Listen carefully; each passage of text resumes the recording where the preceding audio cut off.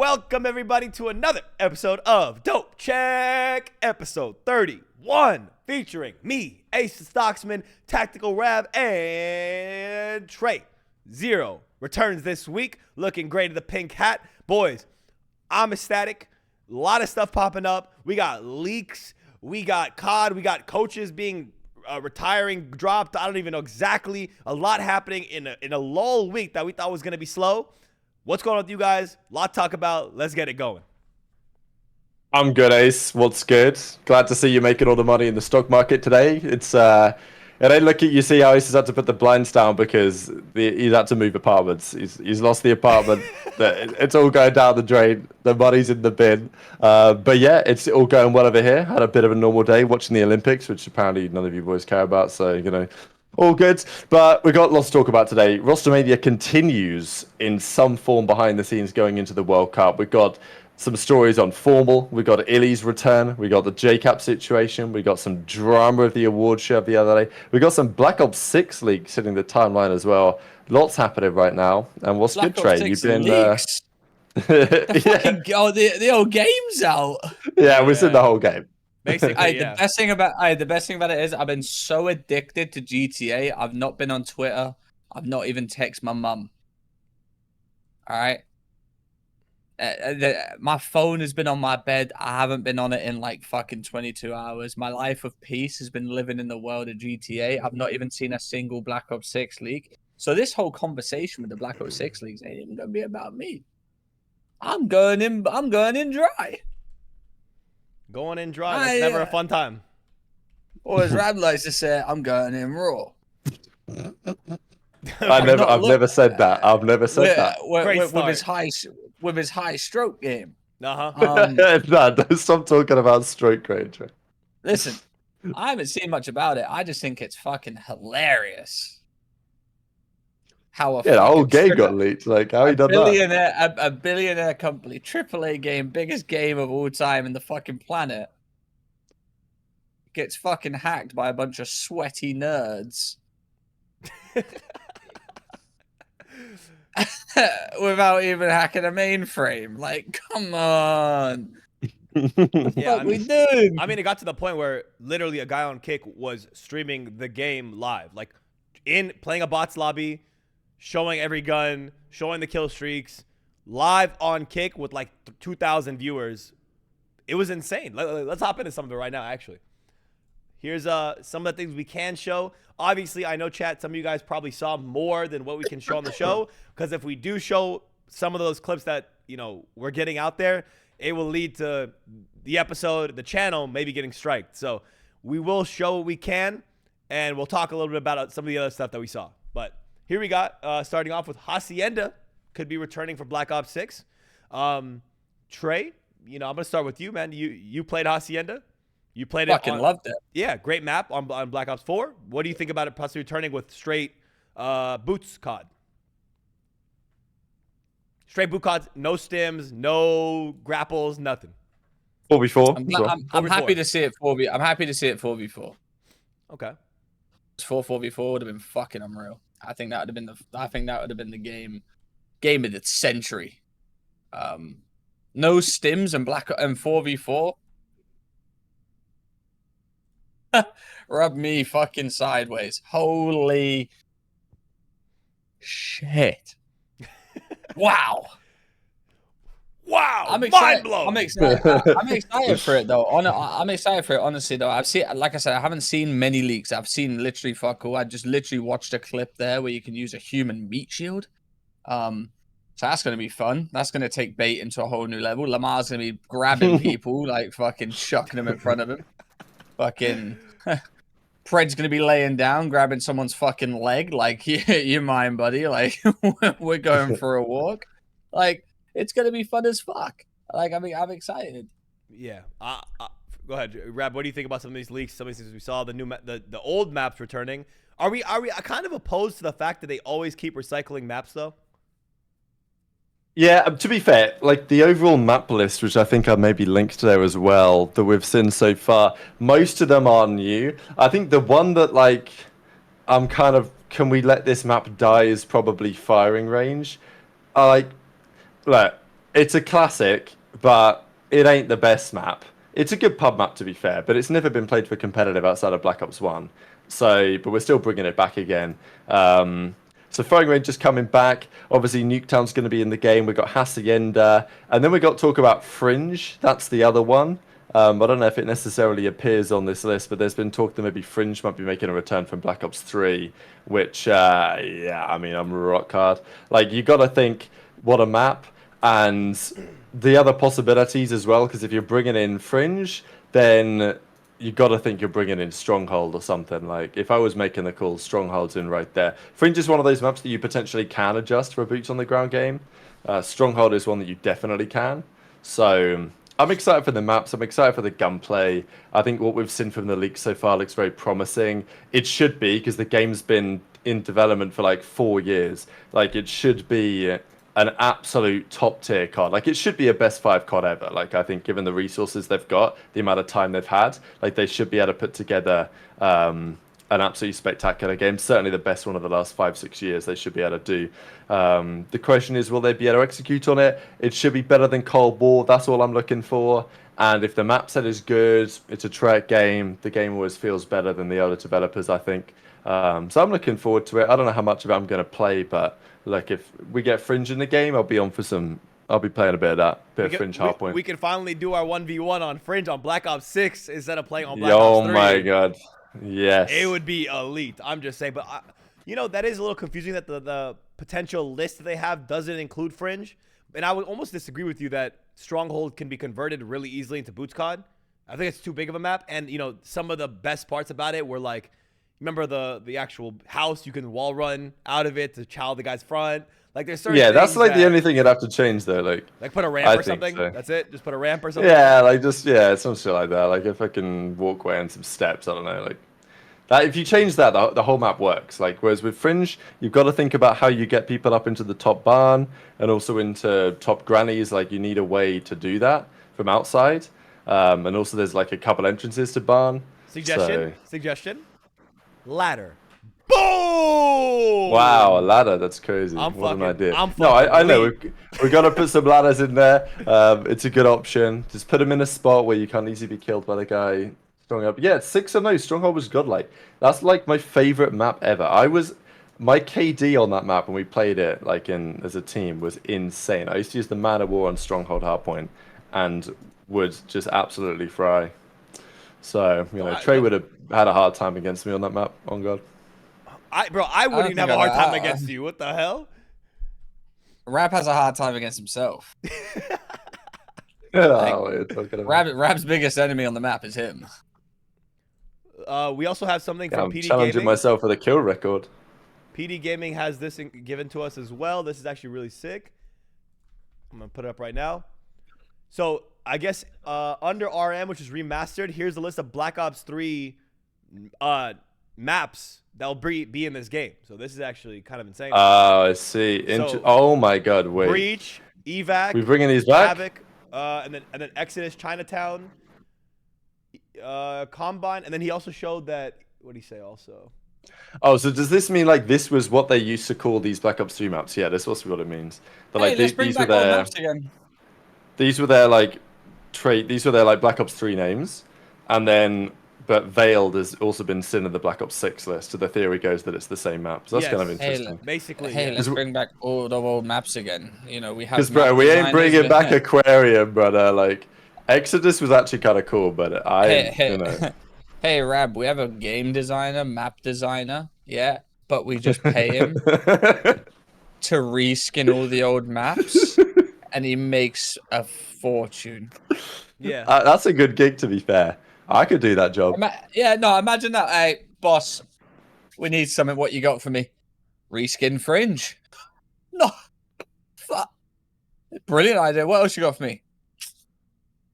How about a reskinned Hacienda? Yeah, so RM_Veiled. Yeah, so okay, interesting. Seven of these maps are remastered.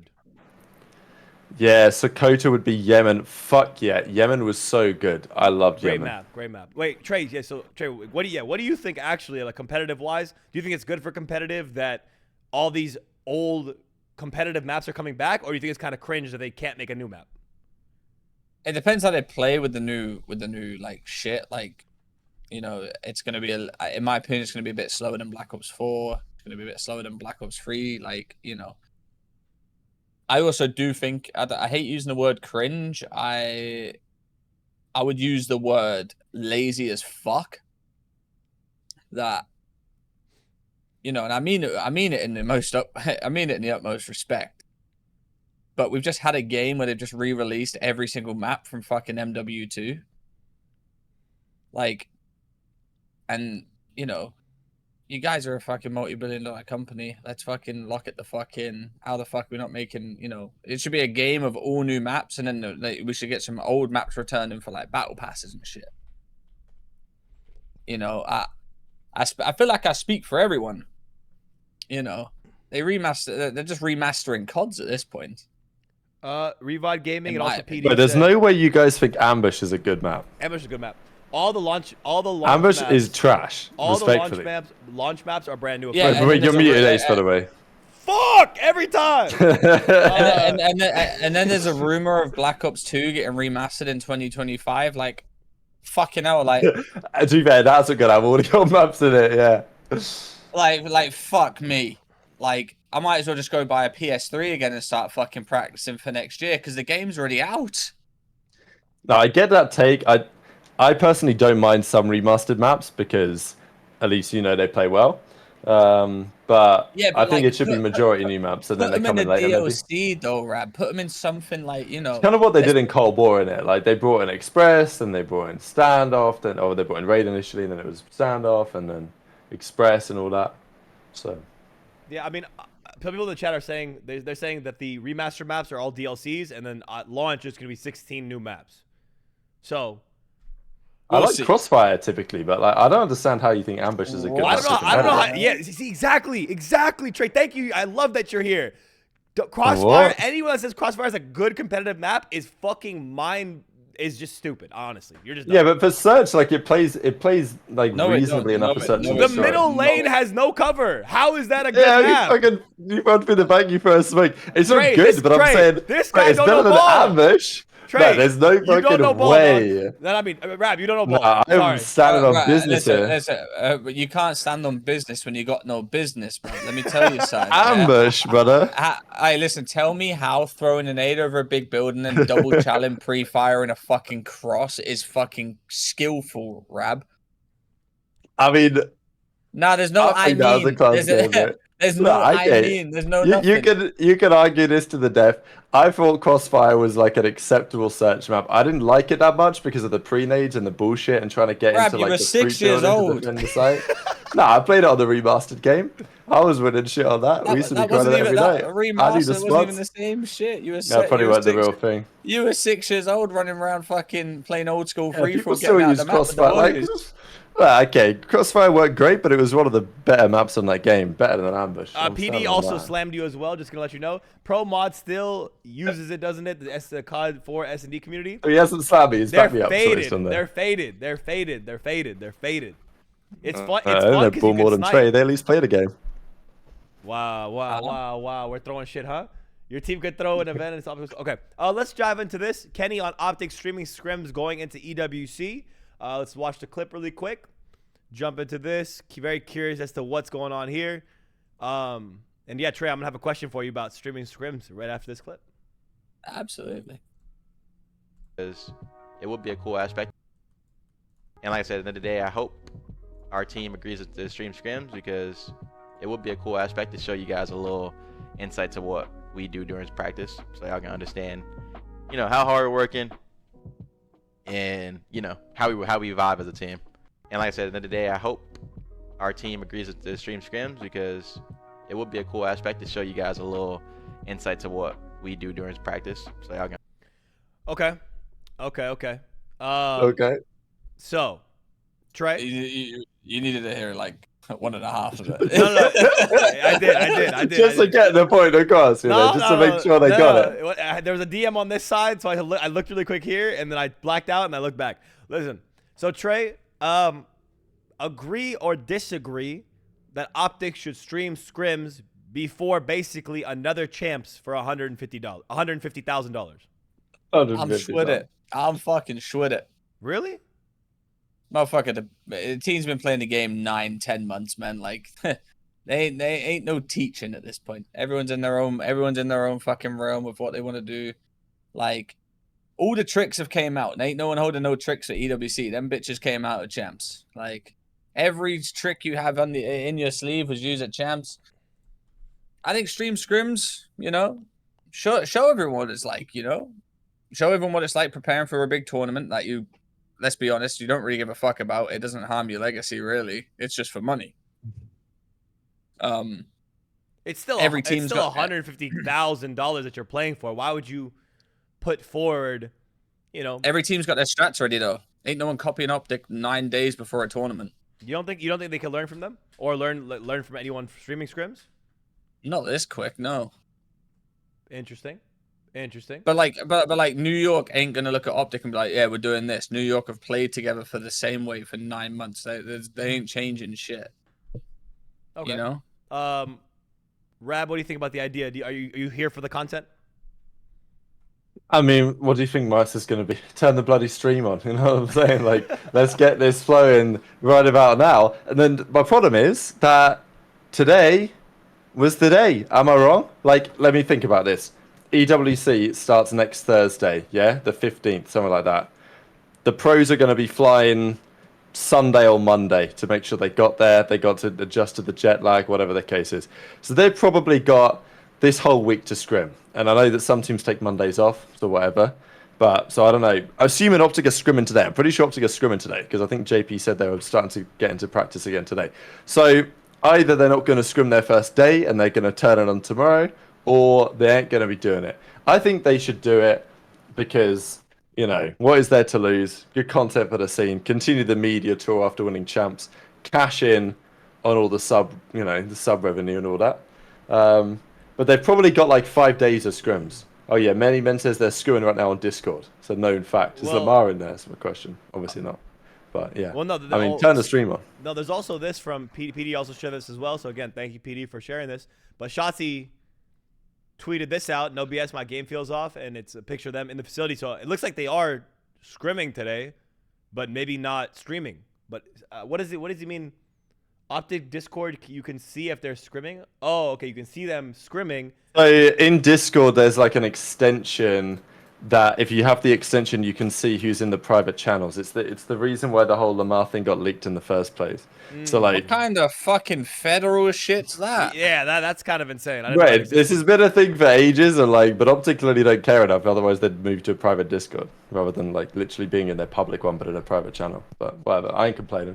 Yeah. I mean, so I will say it looks like they're not. It looks like they kind of went against the idea of streaming scrims, which is kind of unfortunate just for the content and stuff. But again, I'm gonna back up the other case of streaming scrims before a tournament that's $150,000 tournament.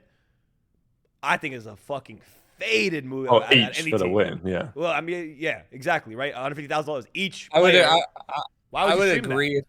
I would agree if we were like fucking 4 or 5 months in and you're the best team in the game. Ain't not like you have your own play style. You cannot change before champs. Like you cannot change before this event. It's just impossible. Right, but by that same logic, it's been 4 or 5 months before champs. Why not stream scrims the week before champs? What's the difference?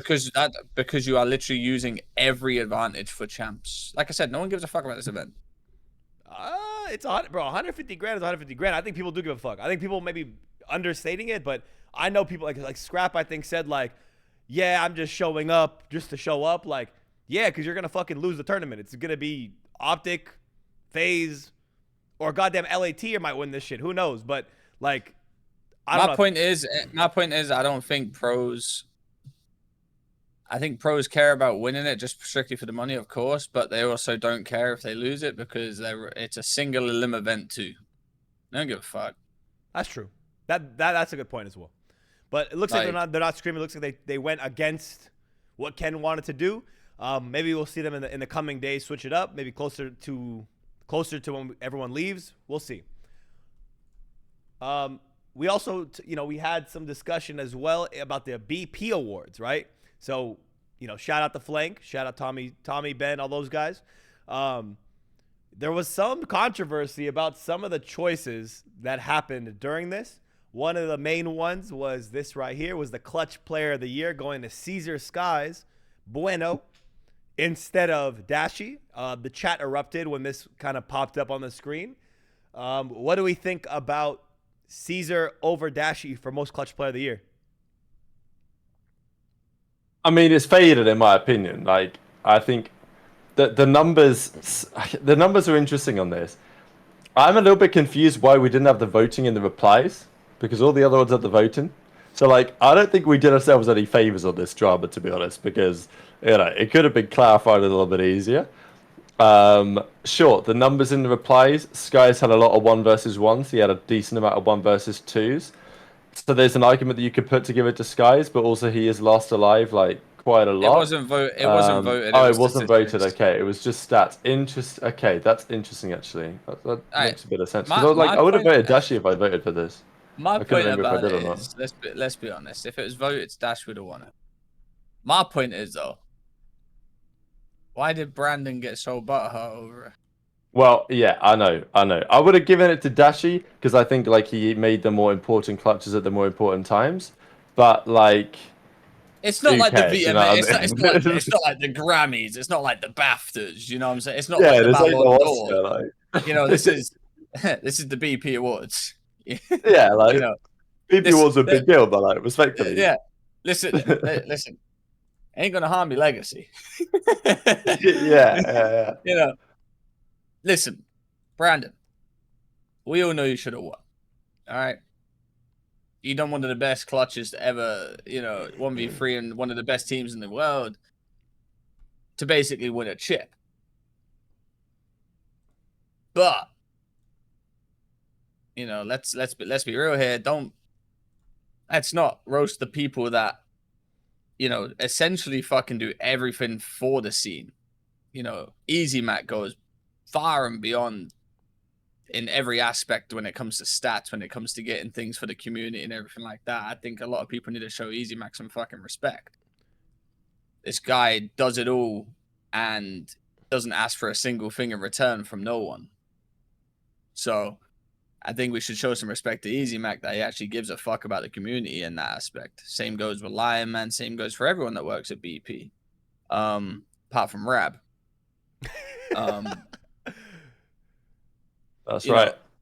I think we can all agree in this Discord right now, in this chat right now, that Dashy probably wins, 9 times out of 10 if you gave the vote into everyone on the fucking planet, unless everyone's smoking meth. But, let's not, in my opinion, don't bite the hand that feeds you in terms of, chill out on the boys at like Breaking Point. They give you guys the fucking website for free. They give you guys all these stats for free. Guess who fucking does it all for you guys? EasyMac. Guess what happens? The fucking billion-dollar company can't fucking post a scoreboard correctly. Yeah, EasyMac goes and finds it all for you. Show some fucking respect. And also the game's broken as well. So like, not only are we not getting, there used to be an actual API, don't happen anymore. So EasyMac literally has to go through and scrape the data from the post-game scoreboards, which often are literally glitched and broken because they couldn't fix the bloody game towards the end of the year.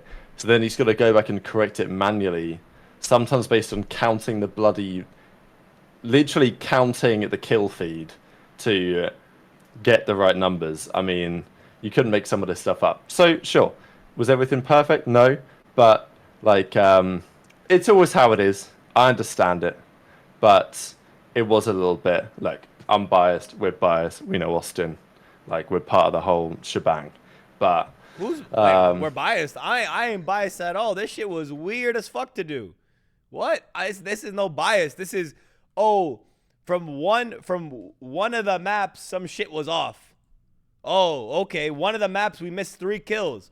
Yeah, you still had a pretty okay series.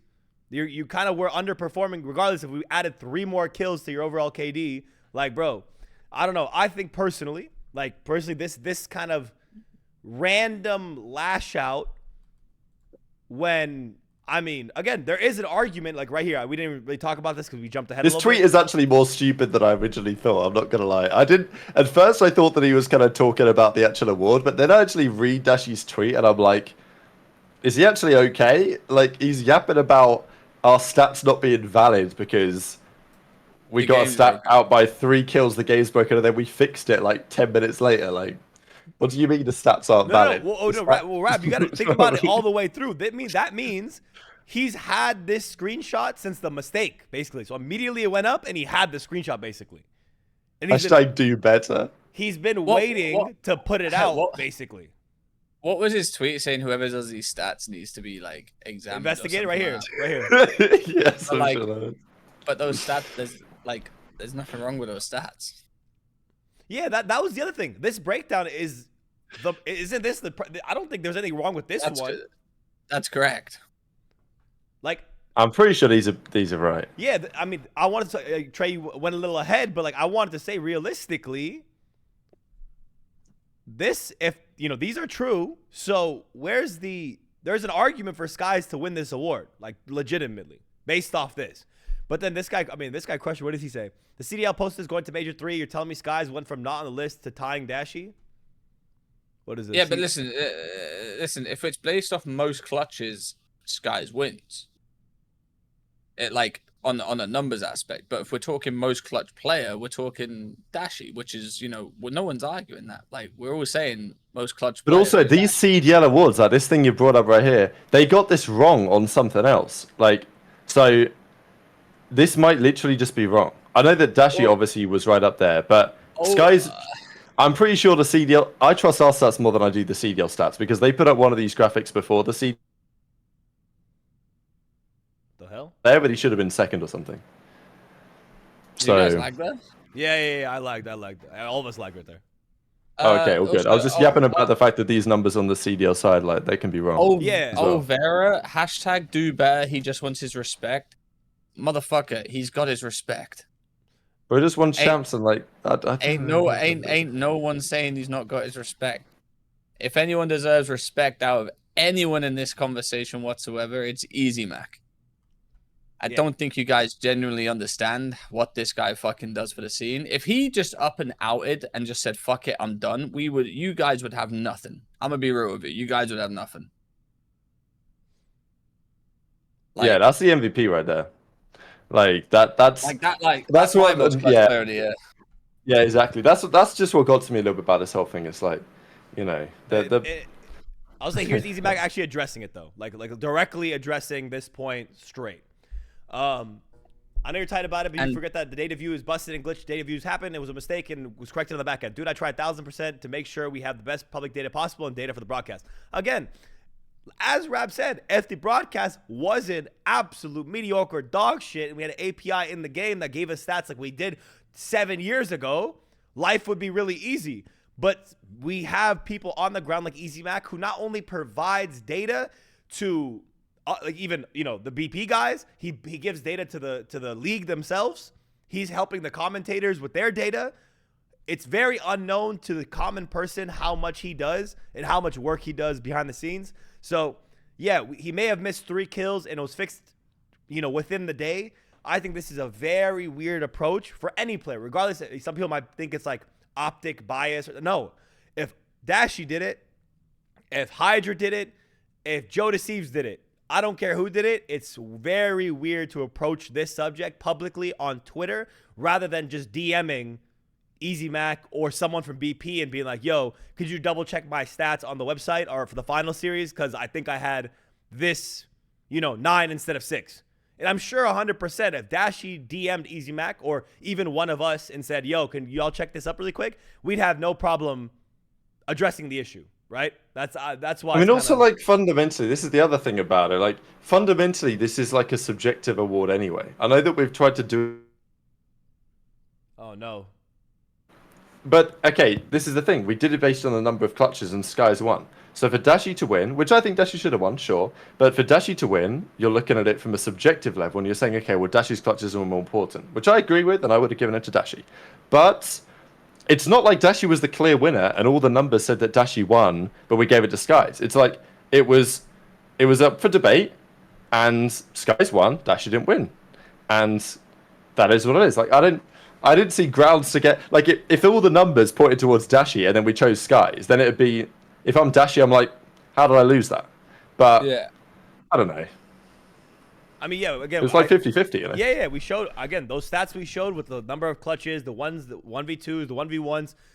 There is a legitimate argument for Skies to be presented. There's an argument. But yeah, at the end of the day, all three of us, I'm pretty sure, agree that the importance of Dashy's clutches should make him win that award, just based on the timing of when he did it. It was to win majors. It wasn't just random 1v1s and online series most of the time. Or at least when it mattered, yeah. It's like we said on the BP Awards show. Skies' clutches are boring.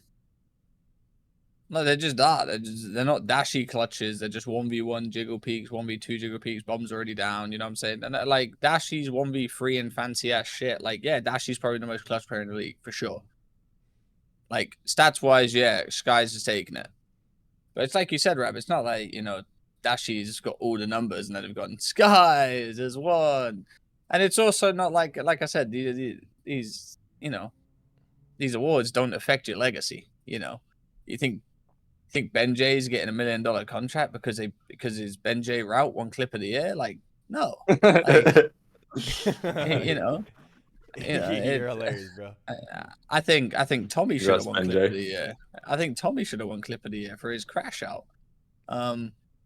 But you don't see him complaining on Twitter. Yeah. You know? Imagine he's crashing out over fucking Ben winning clip of the year. Yeah, he crashes out again. Just another crash out clip comes out. But like, you're not wrong, Trey. The awards honestly mean are on a similar level, right? It's like it's stream something clip for of the year, clutch it's player something of the for year. the Like, community, bro. who Like cares, it's something man? for the community, bro. Like it's all it is. Like there was like 5,000 viewers. It was just something for the community, just to, you know, keep up the content for the off season.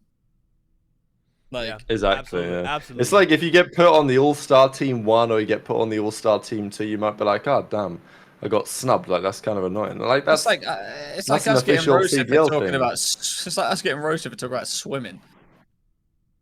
And then someone like, oh, I'm not watching Breaking Point anymore. I watch Breaking Point anymore. They fucking talk about the Chinese versus the USA. Talk about swimming.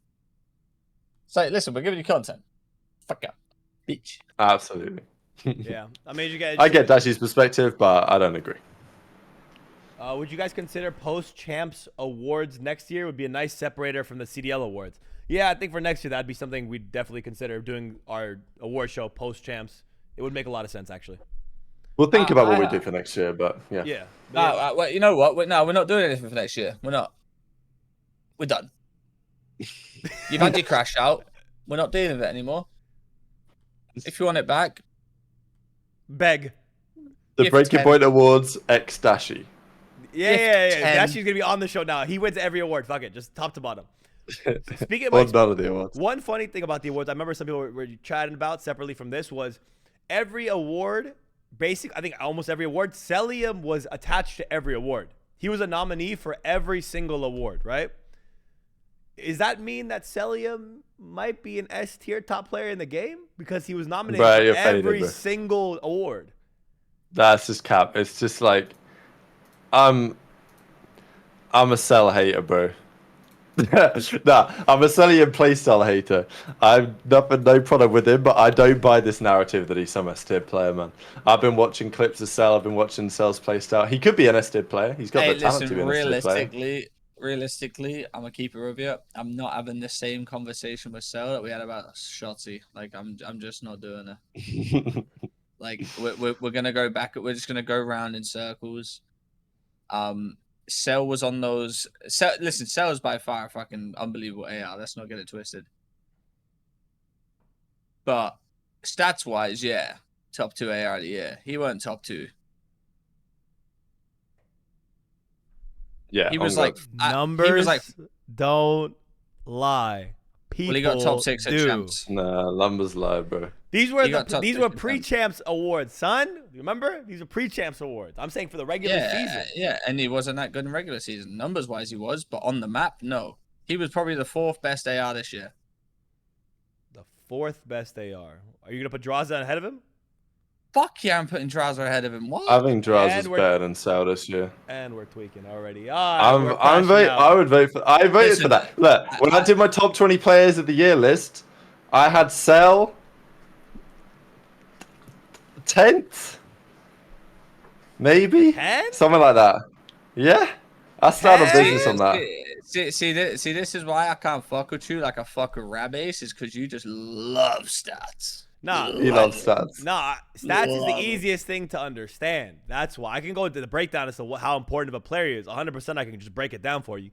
But stats. This guy speaks like he knows ball. Answer me this. Answer me this. Is so more impactful on the map than Draza? Is Cell more impactful on the map than Draza? In what way? Just generally?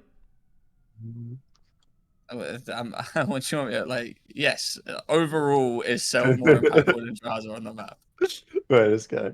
I hate the word impactful. He's dropping 1.2. Yes, his impact is there, but it's not. He's not there, making the play to solidify a game. Bro, I actually could do it's a a 1.2 if I lay down on the back of the map. It's a yes or no. Is Draz more impactful than Cell on the map? He might be on given days. All right, this guy. All right, lock it in. Move on. We've got him. No, but like, I just wanted to give I'll go break it down real quick because top 3 players: Scrap, Simp, HyDra. You've got to put the OpTic boys up there. Shotzy's got to be in there. Like Dashy's got to be in the conversation. I think he was probably better than Cell this year. I've got Kleenex in the mix. All right, Rab, Like- just look at it. Just look at Slayer rating, yeah, and look at Cells, yeah. He is literally 75. Yeah. He is lower than everyone bar Dashy. He is the third. Like, you go all the way down to Sip at number 13. Yeah. That's when it stops. That's when everyone is higher than him from 13 below. What? Bro, what? Attach 77, Dashy 74. Dashy's actually lower. Dashy's actually lower on the Slayer rating than Cell, and 0.15 lower in KD. Like, the argument, I guess the champs, Dashy winning champs is the main argument here. But otherwise, I mean, Slayer rating aside, even kills per minute in hardpoint, 1.02 in hardpoint. That's why I think numbers don't tell the picture though, because like if you look at the hill time as well, they'll look quite similar between Dashy and Cell. Hardpoint but like stats. I just don't think that tells the story of what I watched this year. It don't tell the story. That's why you can't look at it. But all you can look at on that is that Cell's got a 1.2, but it's just a useless 1.2. Useless one. Ah, man. Oh, Like Cell not bad. I mean, I'm saying Cell's like a top 10 player in the world. That's impressive. 1.2 in professional CDL matches across online and LAN.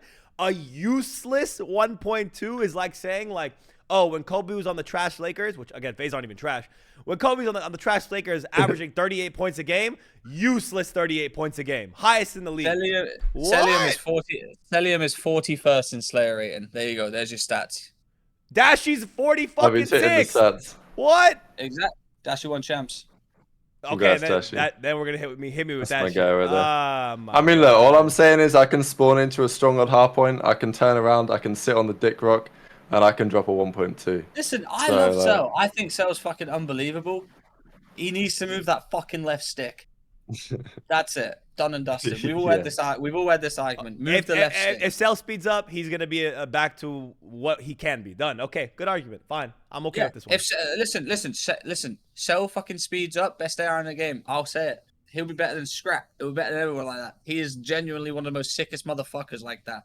I don't know why he slowed down. I don't know why he's turning this AR slow ass bitch. I'll give you a clip actually, Ace, to watch real quick. Bring up on the stream because I literally talked about this in the video that just went live like an hour ago, or whatever, on my channel, and it was a little. Oh, here we go. Yeah, it was just a clip from MW19 on like this game was different. There was like the full MP5 meta and everything, but it was just worth showing what Cell used to play like. Another statistic for you.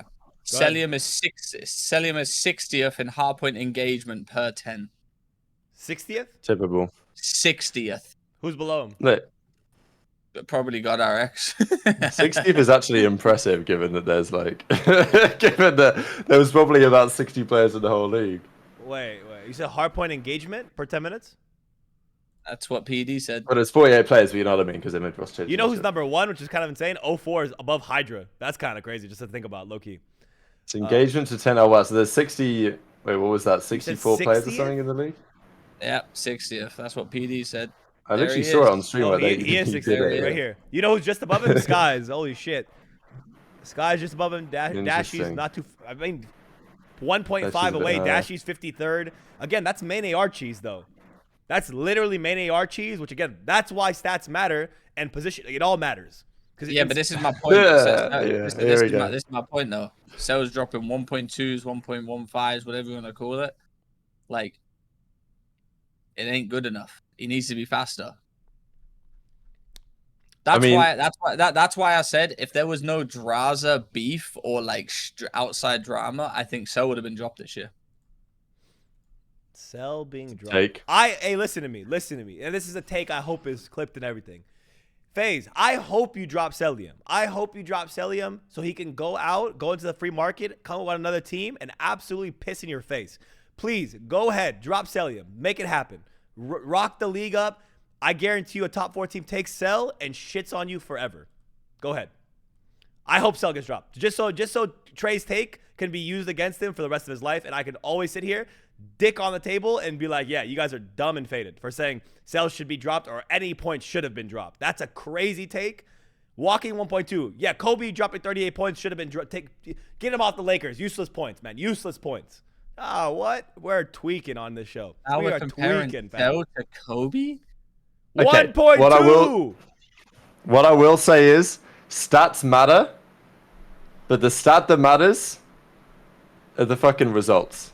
I don't give a shit what the numbers are. I care about the trophies in the cabinet. Those are the stats I care about. This is insane. All right, okay. So let's continue on because clearly we got some disagreements in this department. Hey, type 1 in the chat if you agree with me. Type 2 in the chat if you agree with Ace. I need to see what do we something agree, what do we agree on? Whether Cell should be dropped? If Cell should be dropped? Have you got CTE? No, but what are we saying that Cell Hashtag needs to play faster? ESPN, whatever they say. No, just everything that's been said. Everything that I've argued with you. Bro, they're gonna be on your side. They be meat riding you. We got a 2, baby. We got a 2. We got a 2. If anyone's writing a what I think we should clarify, should Cell be dropped off FaZe? That's what should be the 1v2 question, honestly. And if anyone says one, you're a casual. You're just a walking casual. That's it. Done. End of story. But you gotta hear me out. When I say this shit, though. It's literally because they, like, everyone deems them like the new fucking, what is it? What do they call it? Dynasty. Oh, the 3 that came to an end. How many events have they won in like 4 years, Rab? Well, in the last 3 years, they won 2 events. Last 3 years, they won 2 events. Correct. Nothing in Vanguard. Major 2 MW2. Major 2 this year. Less than OpTic in the last 3 years. And people want to call them Dynasty? Listen, they're all fucking sick, right? I've got nothing on them at that point. Like, they can roast me for being retired, old, whatever you want to call me. But I'm strictly speaking on the fact that they've deemed a dynasty or like deemed like a new dynasty when realistically OpTic have as many events wins as them. In the last 3 years, how many event wins do OpTic have? 2 champs, obviously 2 this year. Last year, one. Yeah. In Vanguard, I don't think they. No, they didn't win last year. They won in Vanguard. They won in Vanguard not last year. So 3 in 3 years. They made 2 finals last year, but they didn't win. Interesting. Okay, so they're on the same level at this moment at least. Brandon, completely different team though. So to be fair, but that's my point. Yeah, like they ain't winning, all right, and they just keep changing out the fucking 4th. That was my point.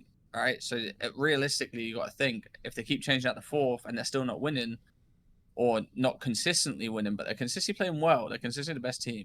They win. They come first in the seedings, but there's an issue when it comes to events on the Sundays.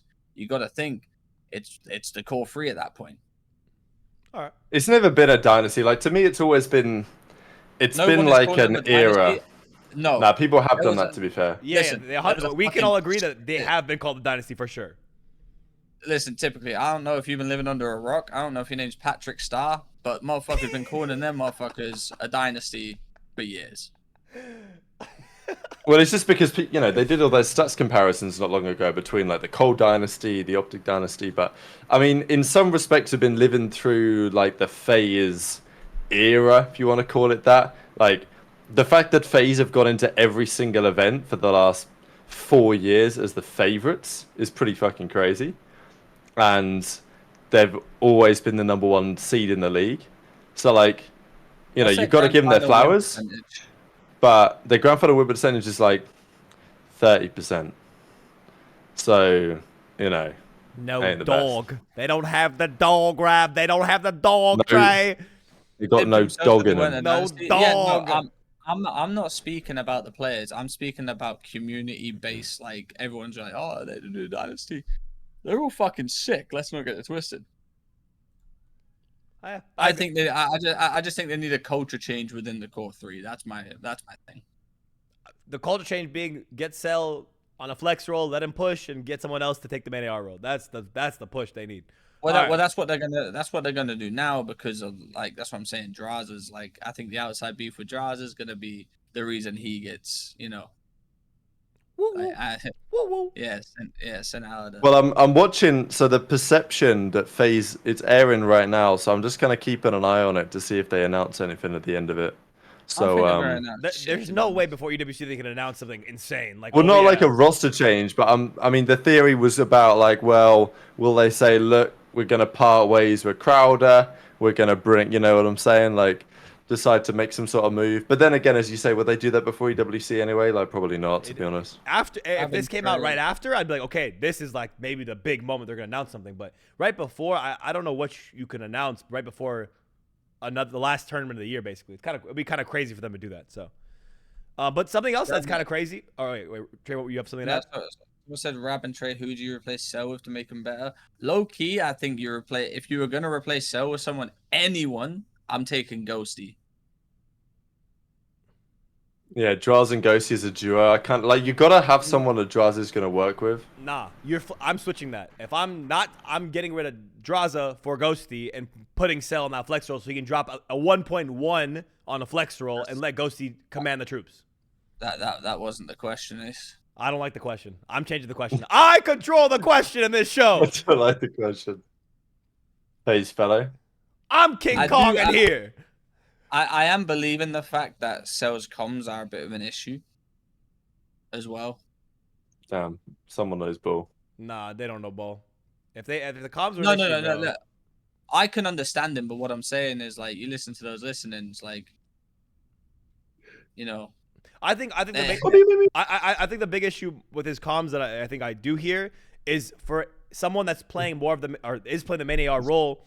He's not giving the comms, the main AR who's playing that slow, watching the map, having to be methodical. He's not giving I feel like the type of callouts that you would give, Trey, if you're watching, like, trying to get your team directed on a map and keep kind of composure. His comms aren't the quote unquote leader comms for a main AR. Lamar, it's not like a Lamar type of comm. It's not a U type of comm. It's not even Dashy on the map, right? He's going to be telling you how to, Ken and Dashy, those kind of ARs are giving you a lot of guidance on the map and opening things up through their comms and keeping you aware as your subs are running around. I don't really hear Cell calling things out or directing the troops in that manner. That's one thing I will criticize about his comms, not the me, red, like, I don't care how he talks. It doesn't matter to me at all. It's actually the content of what he's saying in the comms that I think is lacking, and it makes FaZe's life a little bit harder to not have that quality comms come in for Simp and Abizi as they're running around. Someone said, "Oh, we're forgetting that Cell was a flex when they had Slasher." Motherfucker, Cell was playing slower than Slasher. This is the issue, man. This is what I'm saying. Like, when Arcitys was teaming with Cell, Cold War Cell was a different player to Vanguard Cell. Like, genuinely in Vanguard, this poor brother Arcitys was getting left out to dry. Like, I would see all the time on Gavutu, hardpoint control, Arcitys would spawn up, Cell's in front of him holding a heady, and Arcitys comes running by. And Arcitys is meant to be the main that year, so was meant to be the flex. That was not how they played. And they got rid of Arcitys for that. And then next year, the same should happen with Slasher. So, even Slasher said in our chat a couple of weeks ago in a show that we did, like, look, to fix that team, you've got to put Cell onto the flex and actually make him do it properly. So I mean, he said respectfully, if FaZe want me back, like, I'd 100% go back, but Cell's got to play faster. And I genuinely believe this with all my heart. If Cell went back to playing that fast role and they got Slasher back, I genuinely believe they would be fucking unbeatable. 100% Trey knows ball. Let's go, baby. That's what I'm talking about. Finally, we come to something we agree on, Trey. Bring him back. Also, Treyarch game. This guy, the last time we saw Cellium properly moving was a Treyarch game. So I'm not hinting at anything, but I'm saying if there's an opportunity for this guy to start fucking running around the map and doing some crazy shit, I think this Black Ops 6 game with Omni move and everything is going to force him to maybe move a little bit quicker, which I'm praying for. I think we've covered the Cellium. We didn't even. Yeah. This wasn't even planned to talk about.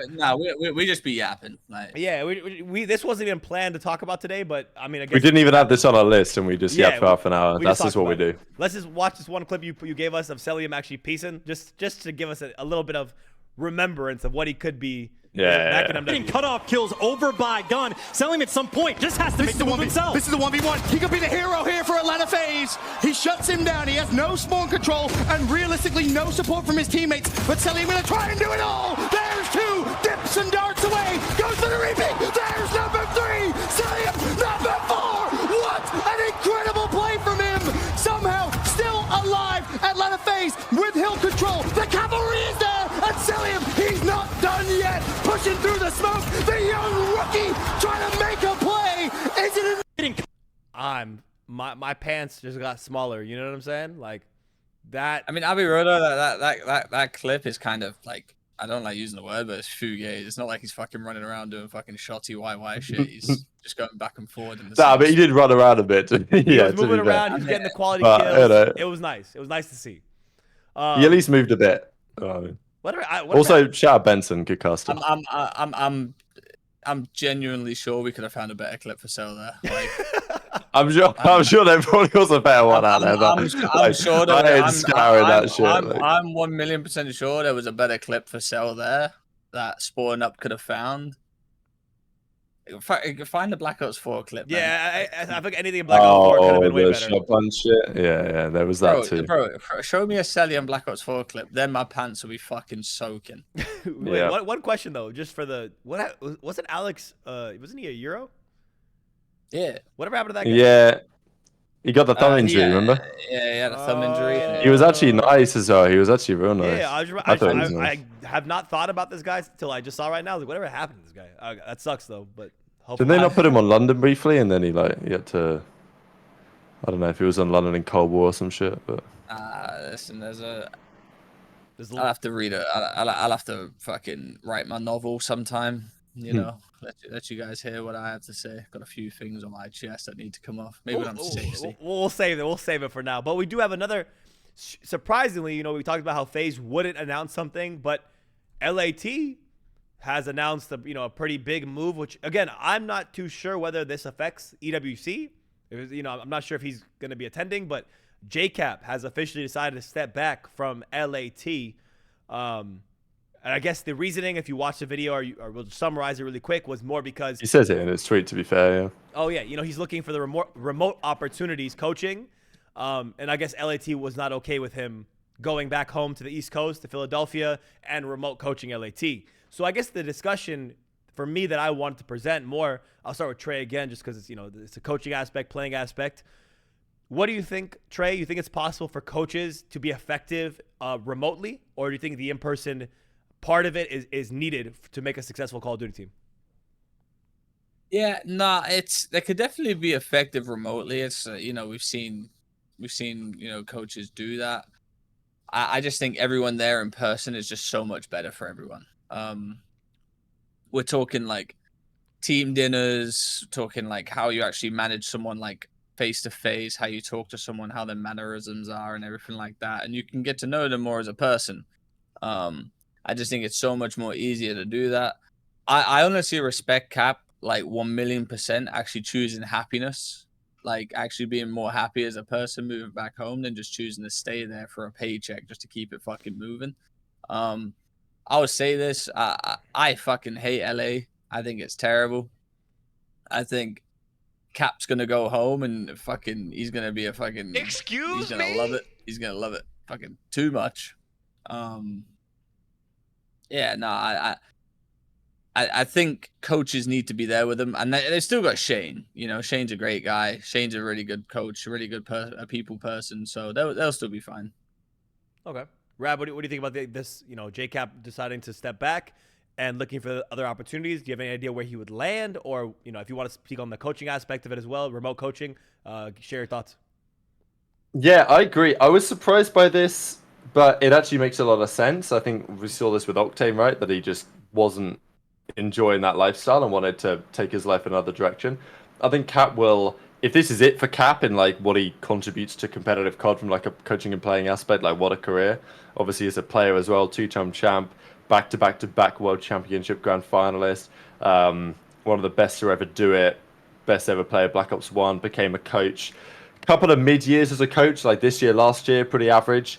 The first year was a disaster, obviously, with all the roster changes. The year after that was like one of the best ever years. They win the World Championship. So difficult to say exactly, you know, how important Cap's contributions were there, but I think people speak very highly of him who are involved in the team. I agree with Trey that this whole remote coaching thing, I don't think really cuts the mustard. Like, and I have the same concern about FaZe with the fact that Crowder's remote as to whether that's kind of affected their quality of practice. If I'm a team that's trying to be serious and is trying to win championships, I'm not having my head coach be remote. Now, bringing on Cap as a coach somewhere else is probably a good idea. Like, I would love to have his input on my team, but I don't think that I'd want to have him as like the head coach of my team, which maybe is a bit of a tricky one just because if you're, you know, Cap is the big dog, you know what I mean? Like, you know, doesn't necessarily want to be an analyst, you know, like, or doing the numbers or like an assistant coach or something. So that's, I guess, my concern. But he's moving back to the East Coast. I think definitely a team like Boston should think about it. Maybe could potentially bolster the coaching staff there. Obviously, we talk about FaZe, right? Whether, you know, what they're thinking. But at the end of the day, if their thought process is, well, Crowder, because I think Crowder's based out of LA or at least Cali, like he's working remote for the team, then, I mean, what's the difference swapping him out for JKap, who's also going to work remote, right? So I think it's a tricky one. I think hopefully there's an opportunity for Cap going forward. I think what kind of interests me is that it's somewhat off Thieves. So what are Thieves going to do now? Are they going to bring somebody else in to replace Cap? Or is this like kind of clearing the way for other alternatives? Because it was only last week or whatever, I think it was last week, we talked about the fact that Slasher to Thieves is an interesting point to consider, but this whole Slasher JKap beef that may or may not still be a thing was potentially going to cause problems there, I thought. But now Cap's gone, so are we opening the door? Did Slasher make a call and get Cap removed? Dope Check is speculating the truth here. Nah, I mean, more or less, I feel like, yeah, JKap services as a coach, I think should 100% be considered by every team. Any team that's, even if some people are saying in the chat, like, oh, bottom 8, but I mean, even a top 4 team. Let's be honest. JKap is not somebody who you would hurt to have around, even in a remote call. Let's say, even OpTic. I'm not specifically saying like he should be for OpTic, but imagine like Karma there's on the ground, and then you have JKap in the call from home, also like helping the team out. That could be a really big addition to any squad, any coaching staff, or whatever it may be. So I really hope Cap lands back, you know, on his feet.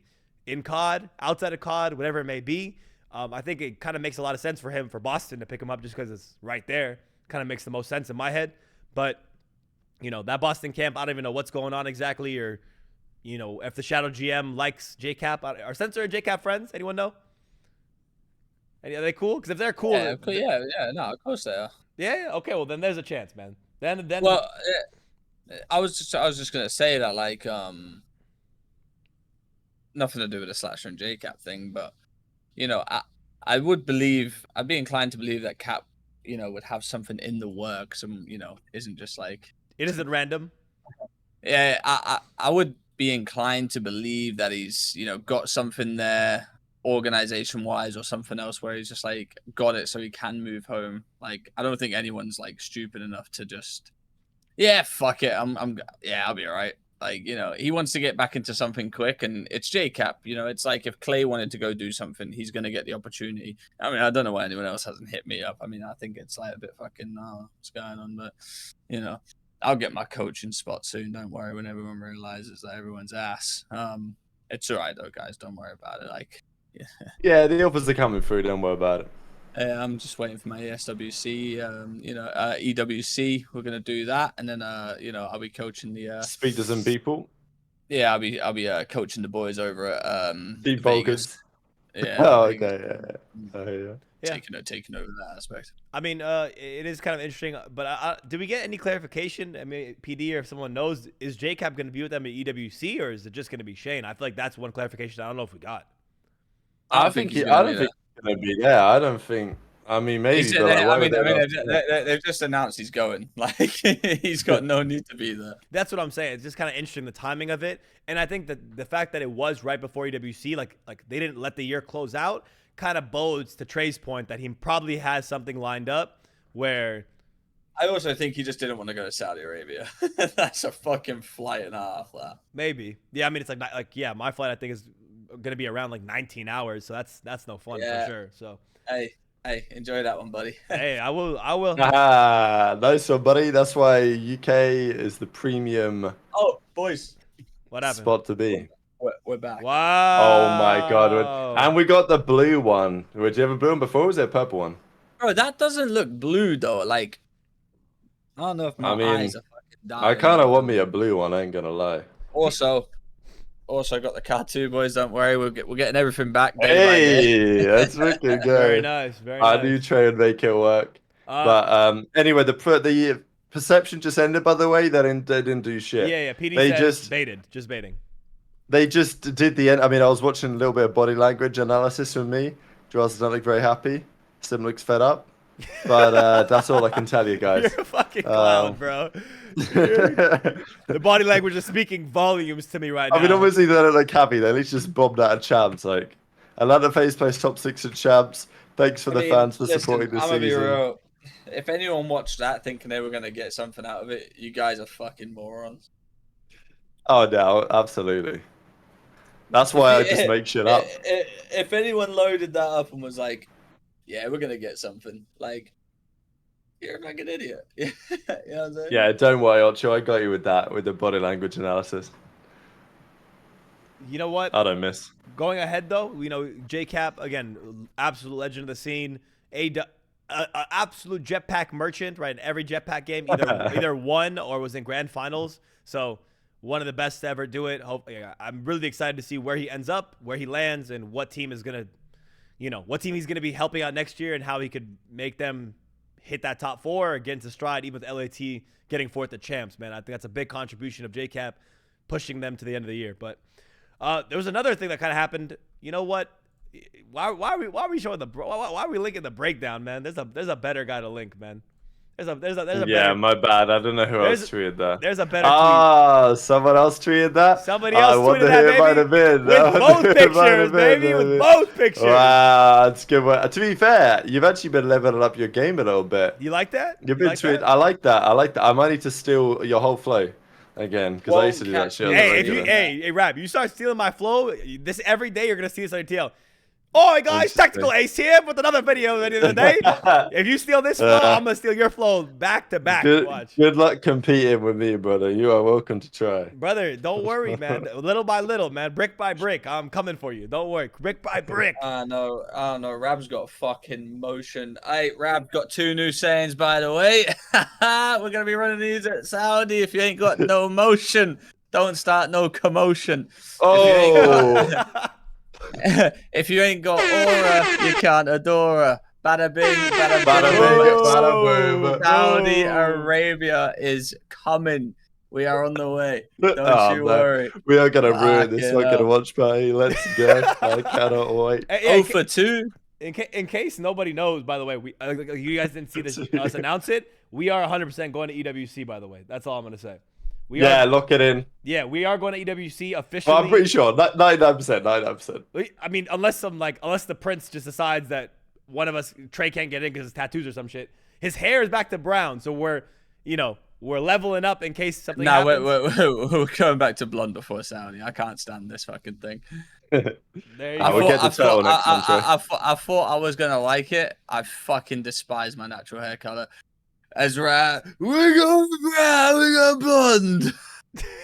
Bang, bang. We're bringing it back to blood, baby. There we go. That's the one. There it is, baby. Okay, but iLLeY is back, man. This is a big thing. iLLeY out of nowhere, right? Just a random fucking day. There was nothing that happened. There was no tweet except like connecting this. No, I just... spotted this 2 days before because he changed his profile picture on Twitter to this one. And nobody else noticed, but I noticed because I'm fucking eagle-eyed. So he was back 2 days before he posted this. And look who's the top comment. Wow, that's crazy, huh?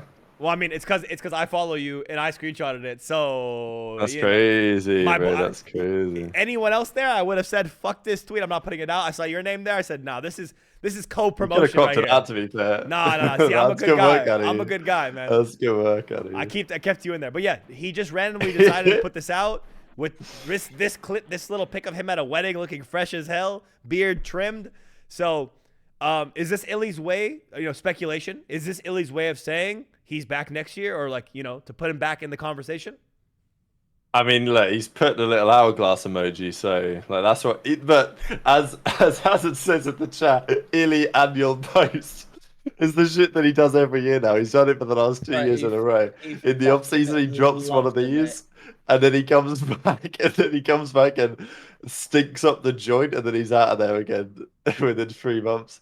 But hopefully that doesn't happen this year because actually a quality player. So I hope it works out. Like 3rd time's the charm, hopefully, for iLLeY this season. So is that Ben's faded on Twitter for that? I don't know what Ben said, but okay. Oh, he's talking about replying to Trei, but all good. Oh, okay. No, you know what? Honestly, very honestly, and again, some people may not like this in chat. You guys might not like this take, but first major, post first major, iLLeY was a top 10 player in the game. Fair? I think probably like borderline fair. Yeah, I think like iLLeY was really, really good in that period. He did have an incredible debut series of the season. He had like a 1.6 in his debut and like a 1.4 in his next series. So I think it slightly skewed his stats upwards by the end of the first major cycle. Because after that he was good, but like he wasn't like. But even at major one, he was, whether he was okay or not, he was willing Seattle to victories. Literally willing them to victories. Yeah, he actually did. I mean, that moment where he popped that like 4-piece or whatever it was on Invasion against Ravens to basically win the map 4 and knock them out, like that was iLLeY single-handedly taken over. Yeah. And his search and destroy obviously was great as well. Yeah, I was going to bring up the terminal S&Ds and stuff too. Like he was unreal in that major one stage from top to bottom. Yeah, top 10 player, top 10 worst interviewer. Top one, I think he's not top 2. It's top 2, and he's not number 2. Let's put it like that. Yeah, you want to know the bottom 2? Do you want to know the bottom 2 is? Worst interviewers? All right, iLLeY, and then who's the other one? Shotzzy. Shotzzy's interviews are hilarious, bro. Yeah, it was good. Yo, so like, how do you guys like come up with a break? Like walk us through it. How do you know it? Well, yeah, like I just like walk through, pop 2-piece, and like yeah, that was it. And my team's shout the fans. Yeah, shout the fans. My team is goated. Yeah. Hey, Green Wolf, hey, Green Wolf, enough about you. Hey, so Shotzzy, like, walk me through this fucking 1v3 done. Well, just like shot this guy, and like shot that guy, and just fucking one around. Dead. You know. Yeah, no. Basically, I mean, yeah. Regardless of the situation with his interview and what's been happening since, you can't deny the fact that iLLeY is a ridiculously talented player. He's had issues with whatever happened this year, and then I guess it was his thumb or something like that, or some issue with his hand. He's had issues there, but when he's on, iLLeY is a top player. He does deserve another chance. I guess whoever's picking him up, though, will he make a top 4 team or a top 6 team? I don't think so. I think it's going to be one of the bottom 6 taking a chance on him. So I think it's going to be whether iLLeY can manage to keep himself together, work with some other people, and keep the consistency that he had for Major 1 this year, hopefully into this new game, and keep it going for a few more times. Because I don't see him going to challengers or anything. I don't see him playing challengers. He's got this persona of like slasher. He's not going to challengers because he knows he's guaranteed a spot. Yeah, he's good enough, and he has a ring, bro. Like this guy has a ring. Let's keep it a $150. He's not a scrub. Yeah, it just depends what sort of team like gives him the opportunity, because you're looking at the league and you're thinking he ain't going to phase. Next year. Say that again? Arcitys will be back next year. Arcitys will be back next year. In the league, you're saying? 100% he will be.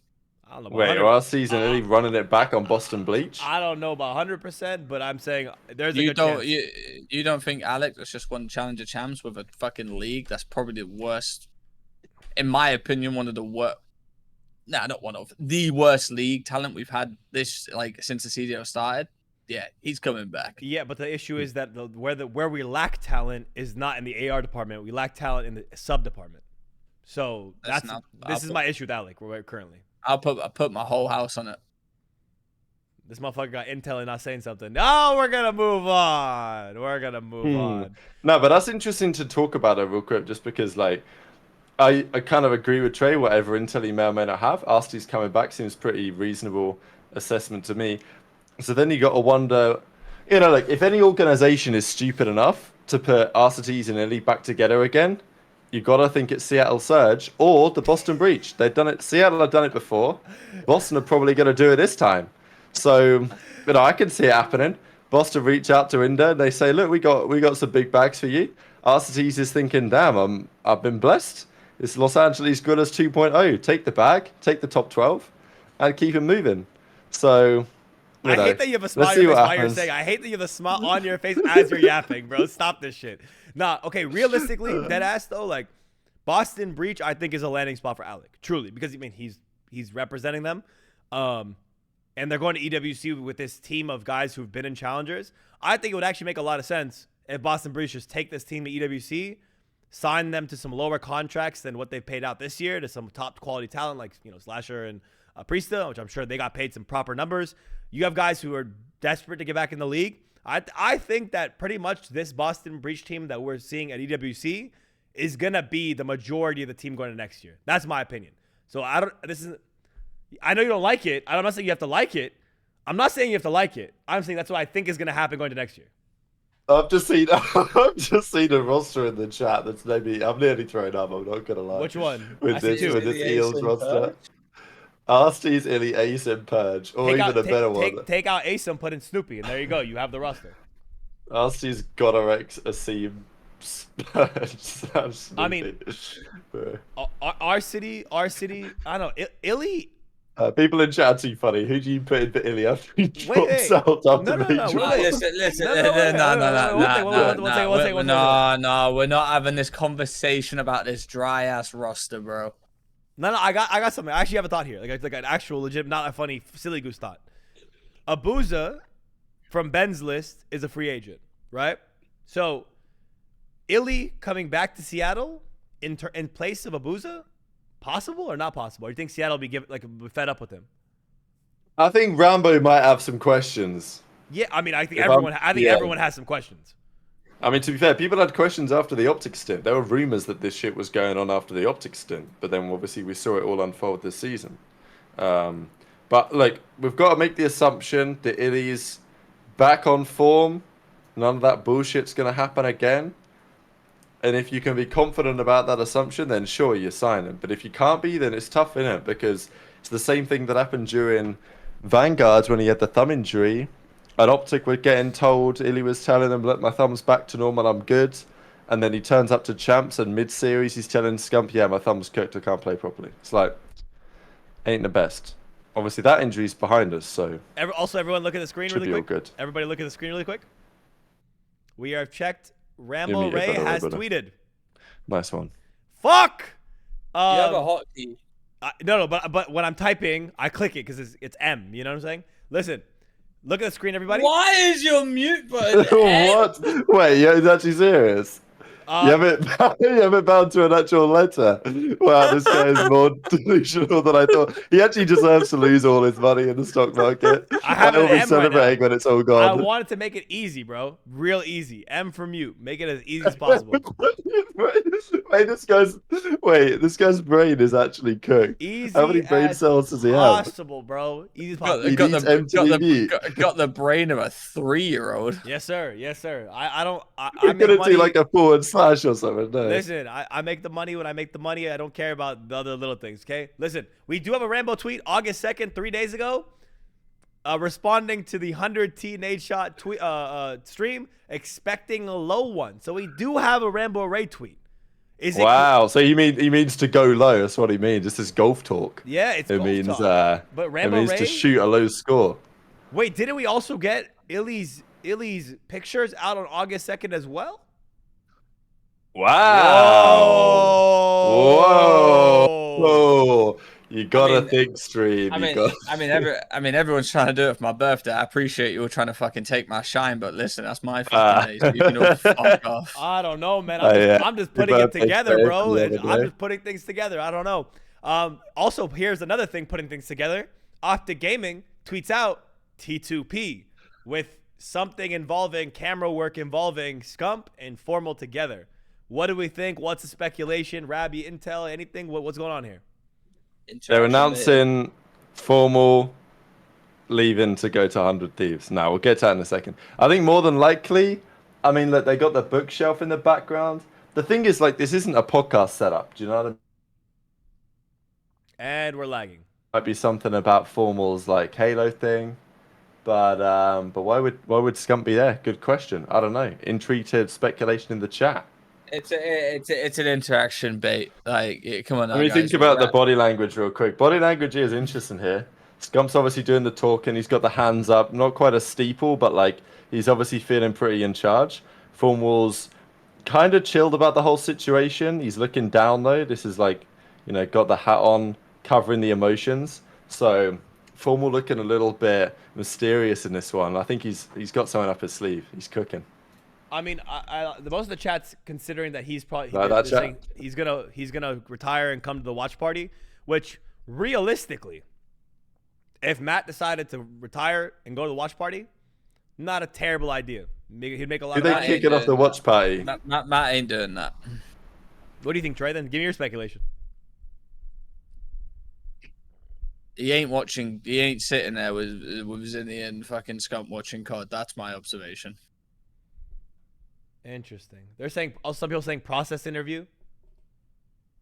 Yeah, I mean, yeah, possibly. People also saying it could just be like one of those trivia videos, but like it ain't really built like that. That's my point exactly. Ocho put it perfectly. Formal doesn't want to watch Ravens versus Legion on a Friday afternoon. And Ocho, you are fucking... And neither do I, respectfully. Yo, Ocho, you are fucking spot on, mate. Formal is a fucking champion in what he does. He ain't fucking quitting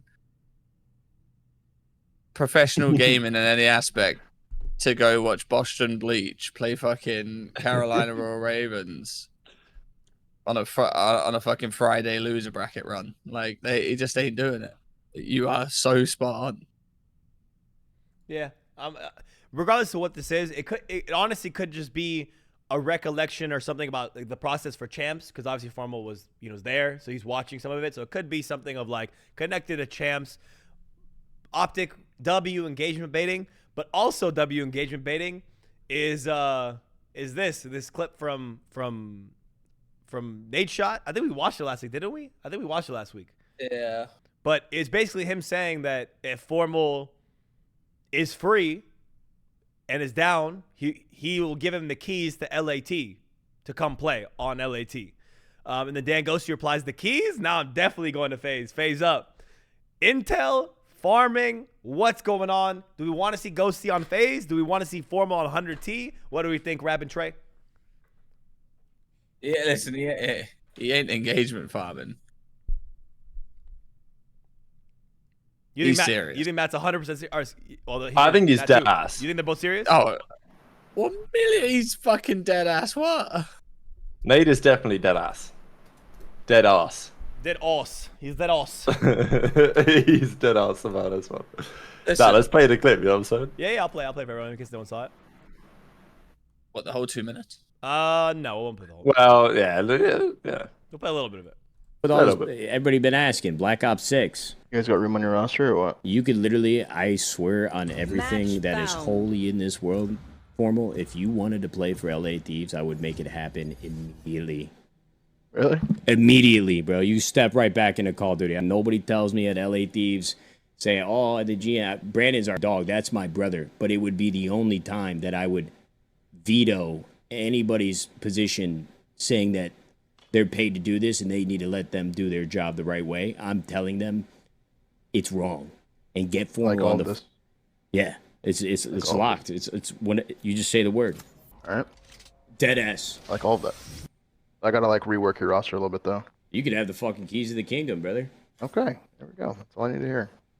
But I do think that my boys kind of turned up this year, so I got to put in a good word for them. I know that this I thing. think Doshi's good.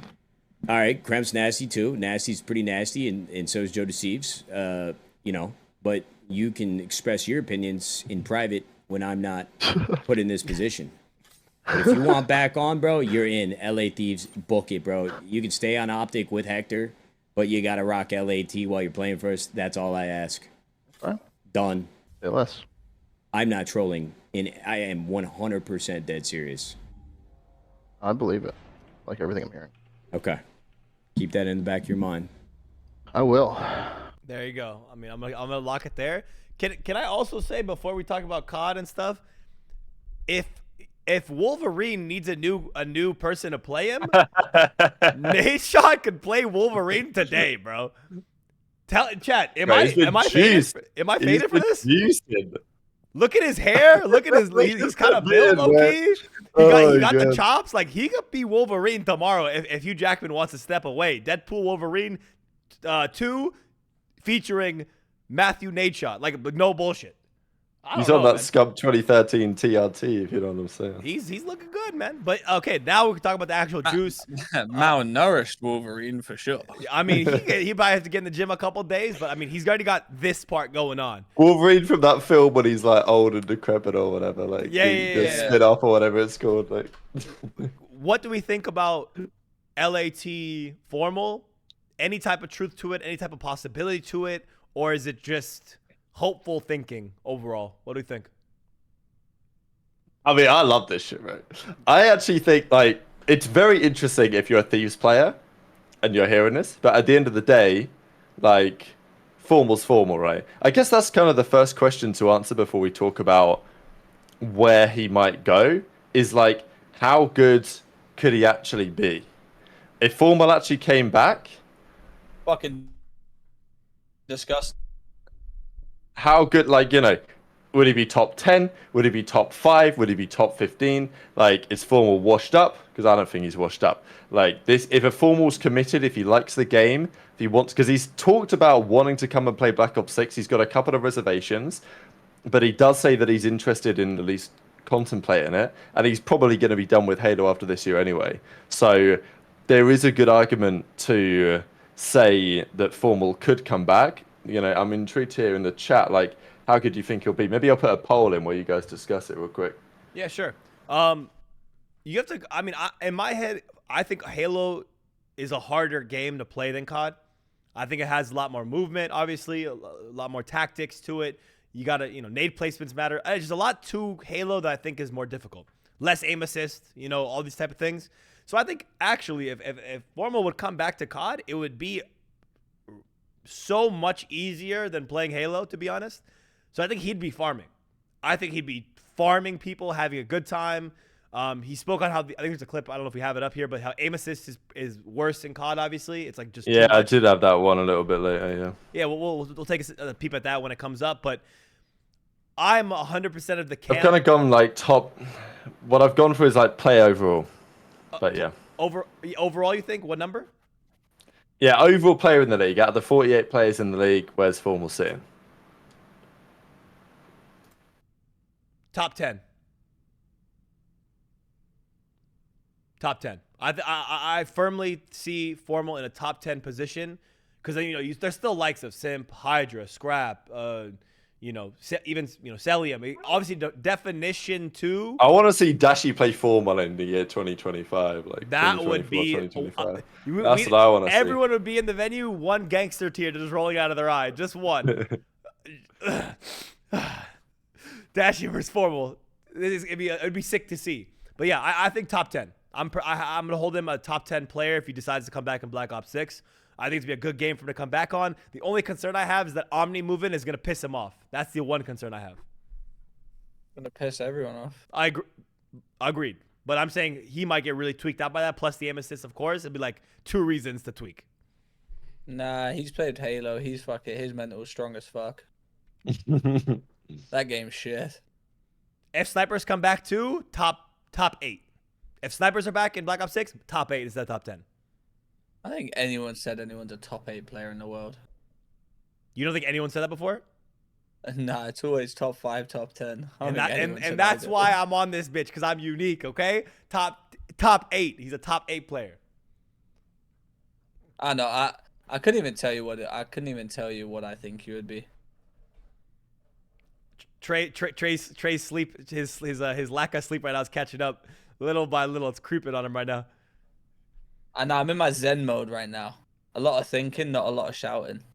I love that, you Trey. What does chat think? Okay, the winner was top 15. Oh, did I just delete it by accident? I think I just clicked that shit up. No, I can see it. Top 5, 1 vote.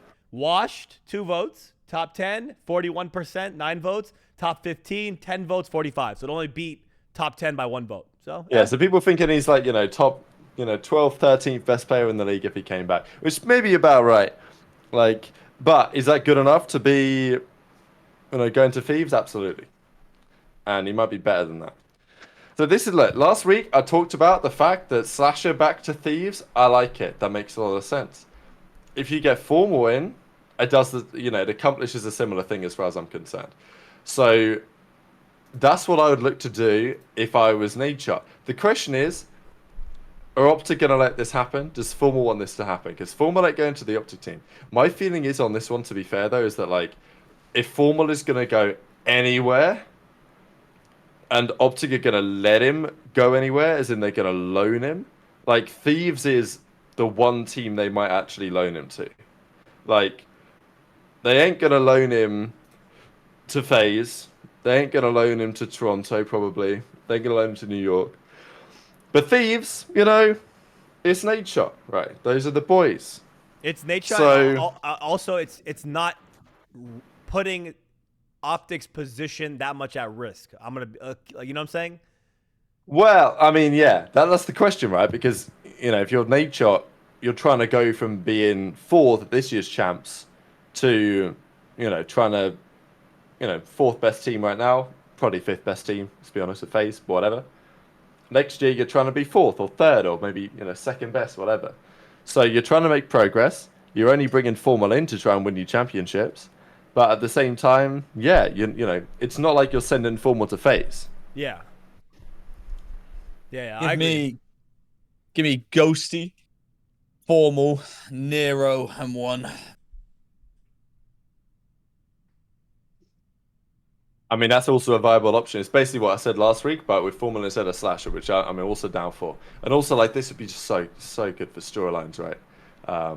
I'd be all over this shit. Not only good for storylines, I think it's good for just viewership, right? Because now it's now Formal's back too. Some of the people who stopped watching maybe in past years now are going to be curious again. How is Formal? Oh, some of the Dynasty people are back. What's going on? They'll be back to watch the league. And even more, now Formal's on a different team, so maybe you get some more supporters and true loyal fans of the LAT fan base now. So it kind of grows the scene, grows everything a bit more. Viewership gets better. I'm all for it as well. And I'm all for Rap's pockets getting greased. So yeah, you already know. The other point I will say is it kind of aligns with the JKap thing, right? In a sense, because if Formal's coming in, he's calling some shots, right? That's how it's gonna be. He is gonna be, as Nadeshot says, he's got the keys. He's gonna be the one effectively making many of the decisions. So Cap's meant to be the general manager, but now he's not technically the GM, but Lovis is the GM, Shane's the assistant coach, Cap's the head coach, but obviously Cap has some say in what happens with the roster. But now Cap's out of the picture, it's it almost makes more sense for Formal to join, because Formal can be more confident that he can come in and effectively choose what happens. Because if Formal comes in and Cap's there, then it's there's some sort of power dynamic in play. Whereas if Formal comes in and Cap ain't there, then it's Formal could be pretty confident that he can say to the GM, Novus, and he can say to Shane, and he can say to Nadeshot, hey, I want this guy, I want that guy. First of all, I want this guy dropped, I want that guy dropped. Second of all, I want this guy and that guy to join. And then they're going to try and make it happen. So there's a few things that point towards this being possible. I just think the timing is going to be weird, because Champs for Halo is in October, and the Esports World Cup is in a couple of weeks. So teams are going to want to get their rosters done before then. So if Formal is going to come back to COD, he's got to make that decision and he's got to get that locked in by September, really. Like by, because Thieves aren't just going to sit and wait around for a month and a half to wait until he finishes Halo Champs for him to then decide, and then they've lost out on all the other talent. Like, if Formal's going to do it, he's got to make the decision quite quickly. And then we have this picture also from Frosty with them together bumping fists. Do we see Frosty make his return to COD as well? He talked about it. He talked about it, yeah. I mean, I know the Halo scene is definitely suffering a bit, and a lot of those guys are like not enjoying it, or like it's not what it was when they went back. So, I mean, again, I don't hate the concept of Ghosty, Formal, Frosty, and Nero maybe. I don't hate that. I don't hate that at all, to be honest. Like, it actually seems kind of viable. Yeah, it's kind of heat. I'm not gonna lie. I mean, Halo's still got another year left after next year, from the intel that I've heard. Like, it ain't done yet, right? But from the intel that... I think he can make. I think he'd make more money playing COD, to be honest. He'd make more money streaming, if we're being honest. I mean, on LAT, I feel like Formal would be streaming scrims, no bullshit. He'd just be streaming scrims, just like fuck it. I'm gonna make my bag. He wouldn't stream scrims. You don't think so? Since we're talking about Formal, let's watch that clip of him talking about the aim assist being too OP. Kind of natural to go here, and then we'll jump into Pred hating Miami, and then HyDra on KiSMET. Well, Thieves. Oh yeah. Not hating Miami anymore. Here you go. Let's watch this one about Formal on the aim assist. Unfortunately, as he is low health, Did you see that? funneling into Scum. That's one of the straightest shooters of all time. Scum. Unfortunately, as he is low health, everyone funneling into You guys see that? Between Scump and Karma, you knock out 3 of the LG members. You guys see that? Where Karma is standing right now, this is such a pivotal position on the map for either side. Tell me why, Matt. Yeah, I mean, you control this. You guys see that? The aim assist? You see how much different it is? Into their own base, trying to come through. They bring the and it might not be rocket. This is losers finals a chance. Everyone's going hard. Everyone's locked. Counter back. There's yesterday. No lead is safe, as you saw. I think once a lifetime type of game for the most part, but look at this. Still, this is Octane. This is Octane, one of the best shooters of all time, right? Look at his shots. I think once a lifetime type of game for the most part, but still. Do you guys not see what I'm saying? Insane swings that can happen. You guys not see what I'm saying? Well, look, an uplink in general. I mean, give yourself. Make a play. 5-2. OpTic Gaming. They are 5 minutes away. There's no aim assist, bro. LG and that's just a random part of the game. Ever since Warzone's been introduced, fucking aim assist, the dynamic aim assist, all the extra shit has drastically changed multiplayer COD. Drastically. That is one thing that turns me off about actually returning to COD and going hard as fuck. It's crazy, man. While putting a streak into this as well. They now have one. Do you guys see this? Something like a money hill when we get towards Cathedral. Do you guys see this? This is the GOAT of COD. I just want to emphasize with that Formal called Crim6 the GOAT of COD. I just want to, for anyone that has that debate in their head, just a reminder that Formal also called Crim6 the GOAT of COD. Yeah, I mean, Trey, this is, I think, a perfect segue for you to discuss. Is the aim assist incredibly different from years past to now? Yeah, everyone's good now. Everyone can shoot straight all of a sudden? Yeah.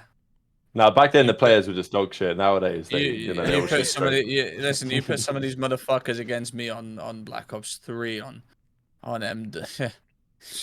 World War 2 IW. Yeah, I'm putting them into the fucking ground.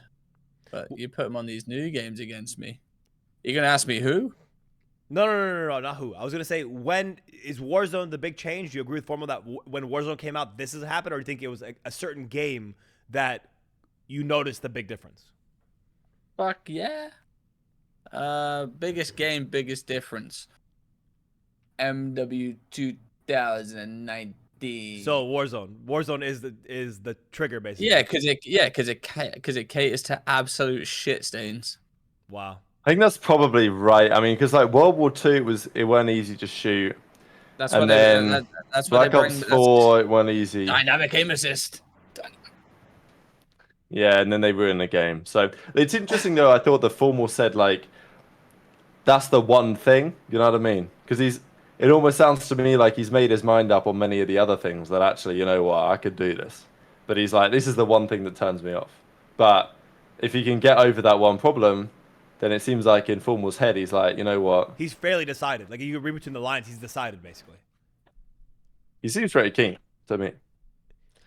There's not a lack of offers. There's not a lack of money. I mean, his door is knocking, and I think it's kind of crazy. If this is my speculation, we talked about it in past as well. Like, if OpTic was continued on the pace of that Major 4, kind of what they were at to close out the year, and let's say they went to champs, they got top 4 or top 6 or top 8, whatever, like something terrible, we could have seen Formal on OpTic again in some capacity, right? In some sense, there was some possibility that we could have seen him actually make the move on OpTic, but they won champs, so now I'm sure even Formal is hinting at it, probably considering it to be a little seriously, and then I'm maybe in his head, I don't know if he expected OpTic to win champs like that, so it maybe that's probably another wrench in the thought that he had to return to COD. Like, in his head, he's probably going to come back to OpTic, but now the year's probably gone differently than he imagined in his head. No chance. I mean, in Formal's head, like, he's, you know, if he gets loaned out to Thieves, like, you can't tell me that Formal ain't thinking, all right, well, let me just smoke these OpTic caps real quick and get back on that team. Oh, I don't know. Yeah, I mean, for sure. I'm not denying the fact that he can go somewhere else and be effective. I'm just saying, like, he probably thought at a certain point this year there was a chance that he was going to come back to OpTic, considering a Major 4 happens, and I'm sure he's probably like, wow, okay, wait, this might be a real thing. Like, I don't know if he was that serious about it until, like, quite recently. Yeah. No, but, it was like, I don't really think he really thought about it until... I don't think he was plotting, personally. I don't think he's, like... Obviously, I think he's, like, somewhat thinking about it, but, like, he knows how to engagement farm. Like, this guy's fucking good. He is good at that. This guy don't fucking miss. Like...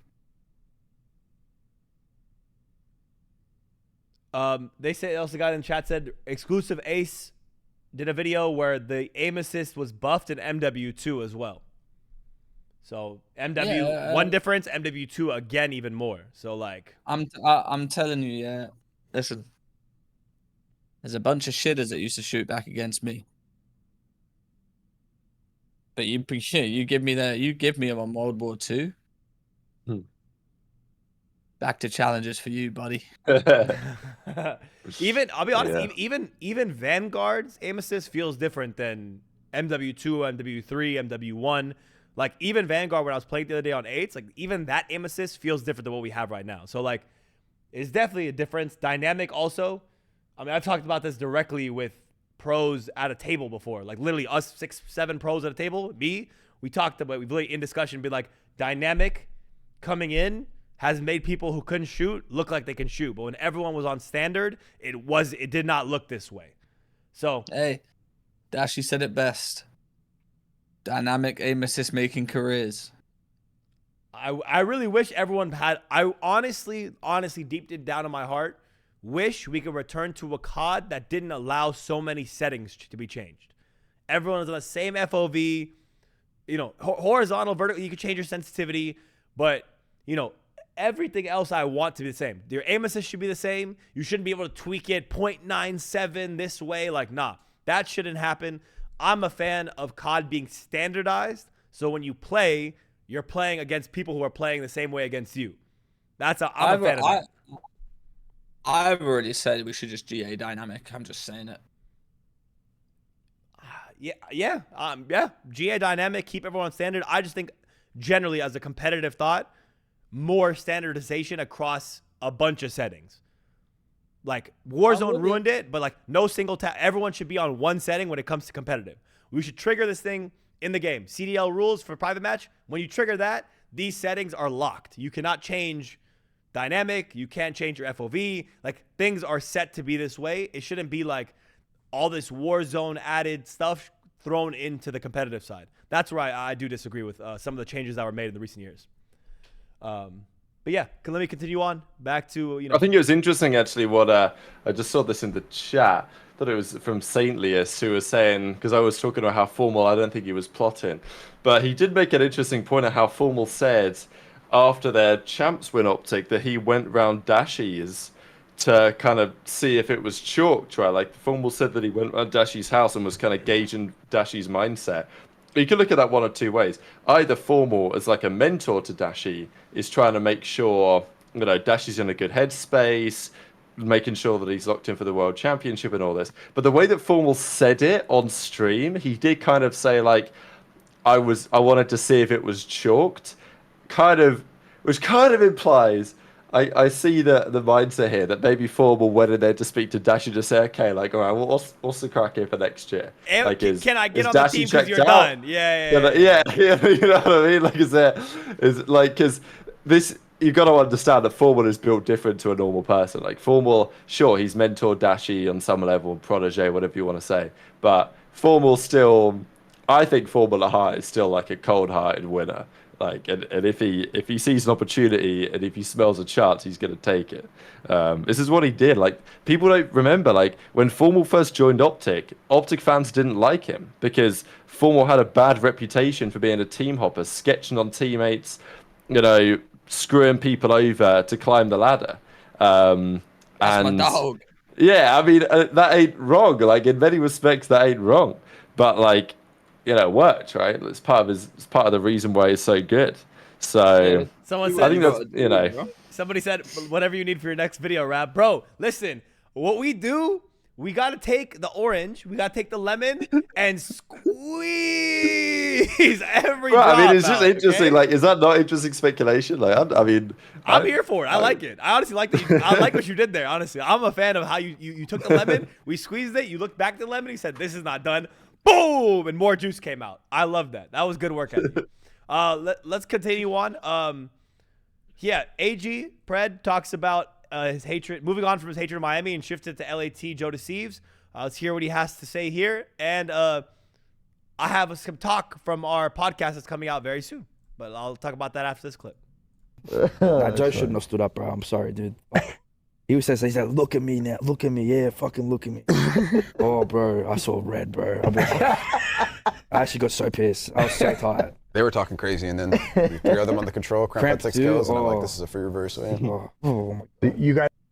Nah, Joe should. Yeah, I talked to in the, we filmed the podcast yesterday. I did a podcast with Pred on the exclusive podcast, episode 15.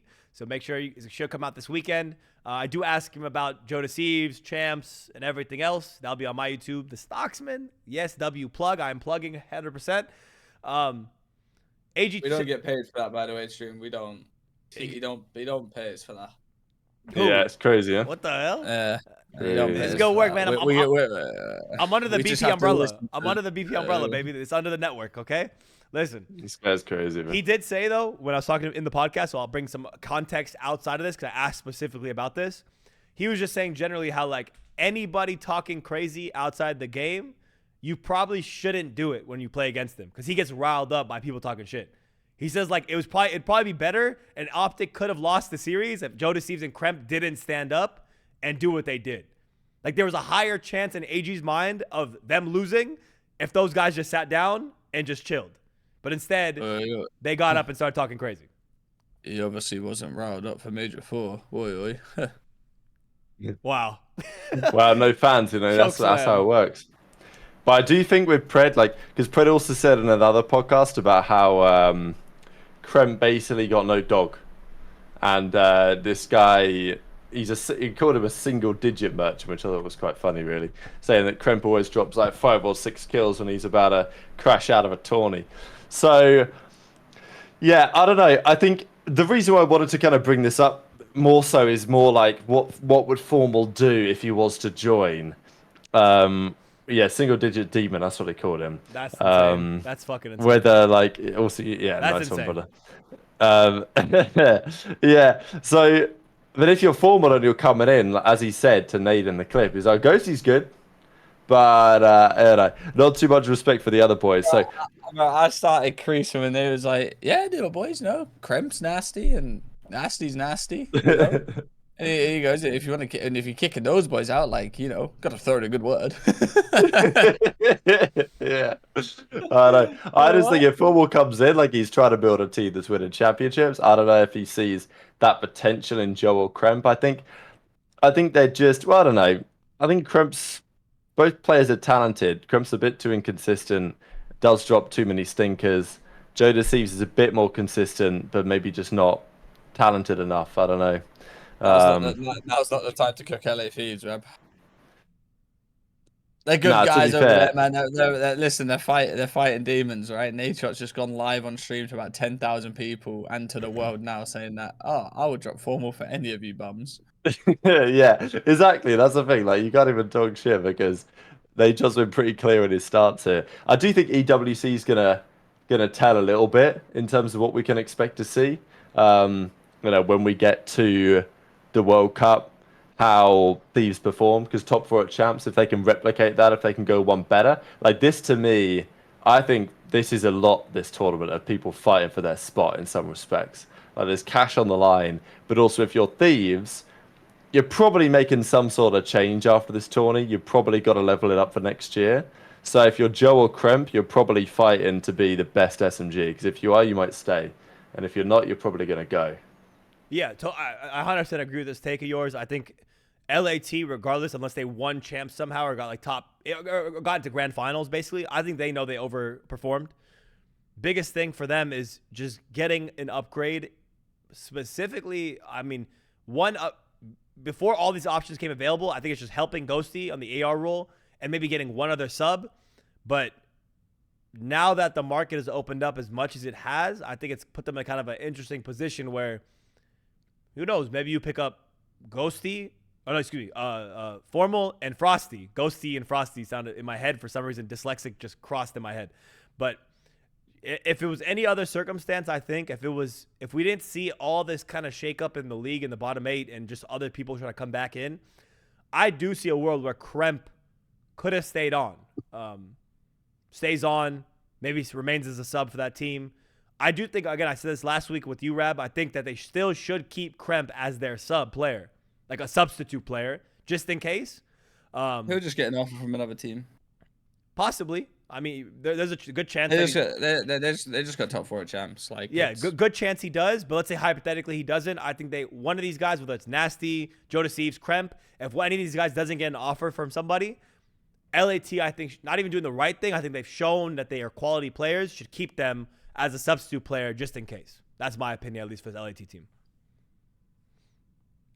People also mentioning now, but this is also a good point from Matt L21 in the chat earlier, that Formal does love it out in LA. Like, that is kind of, he's talked about that a lot, how, especially from like a weather point of view and whatever, like Formal always loves being out there. He's always tried to be living out there. He don't like it in Dallas. Maybe things have changed, I don't know. But certainly a couple of years ago, this is very true, that Formal did not want to live anywhere else other than the West Coast.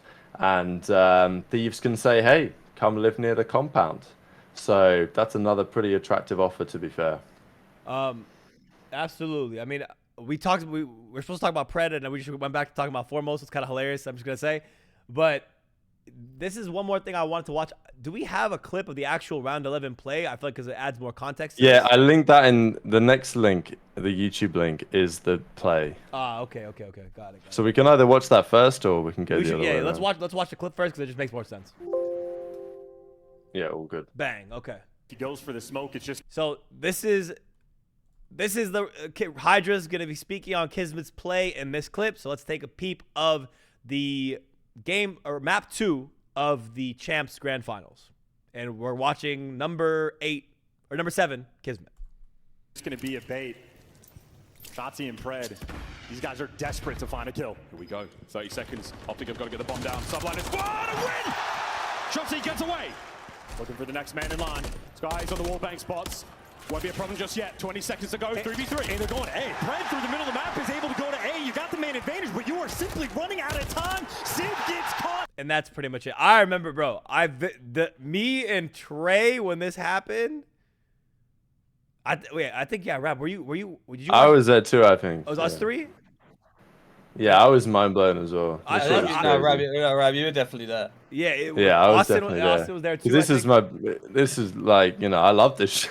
This was when he died on top of that vending, I blacked out, and I just remember I didn't even know who's next to me. I just remember Trey kind of next to me, maybe sitting next to me, but I was blacking out on what happened here. Let's hear how HyDra reacts. I think he was blacked out. Absolutely. Let's hear how HyDra reacts, and then we can give our other reactions to that moment. It was insane. That map, I don't even know how you guys won that shit. Same. Trust me. Same. No idea. I pulled up. That 5-5. That 5-5, like, yeah, I don't know what the fuck Keith was thinking, bro. I've never seen I was like, I watched it back. I was like, wow. We actually Kiz don't is know so he's up there. dropped. Hey, I knew he was up there. I did. Wait, who was the guy top dome? Was that you? Hey, you got me fucked Nah, I up. remember, You and got Keith was Anthony losing full Quavo because, degree? Hell no, nah, I'm because not Keith, going to that shit. after that movie, I was like, not bro, going to how that is shit. he Hey, you got top that founding? I was like, is he not here for a long time? I said he can't be bottom. Keith actually probably just blacked out some shit. He didn't like realize he was here. He definitely black. Definitely black. Or he was too scared. One of the two. That map, I don't even know how you guys won. Okay, I guess, I mean, we've already given our reactions, but we can give another set of reactions. What do we think about HyDra and Sib actually commenting on their teammates' play with the other team that just beat them? That's one aspect to this. The other thing is, what do you think about the play itself? I mean, we don't have to talk about the play. I mean, the play is a no dog play. A negative dog play. Absolute negative dog. No. The play is a dog play. It was a dog play, yeah. It's just a dog play. Puppy play.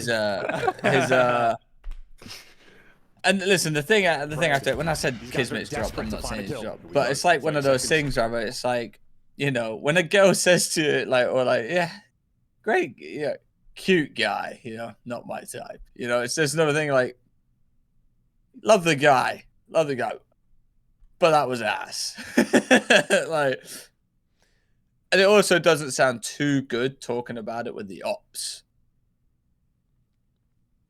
Yeah, the ops part of it, I think, is one of the interesting things that they're like two guys. There's like HyDra and Sib, yeah, and Dante. Essentially making fun of Kiz for the play. I mean, Dante said he was scared. He said his fucking guy was scared at Champs. All you hear is HyDra sat here, yeah, the fucking guy with the keys, the mayor of New York, the mayor of Cloud9. Yeah, is basically saying, I don't know what he was doing. And Sib's going, I'm telling him he can't be bottom.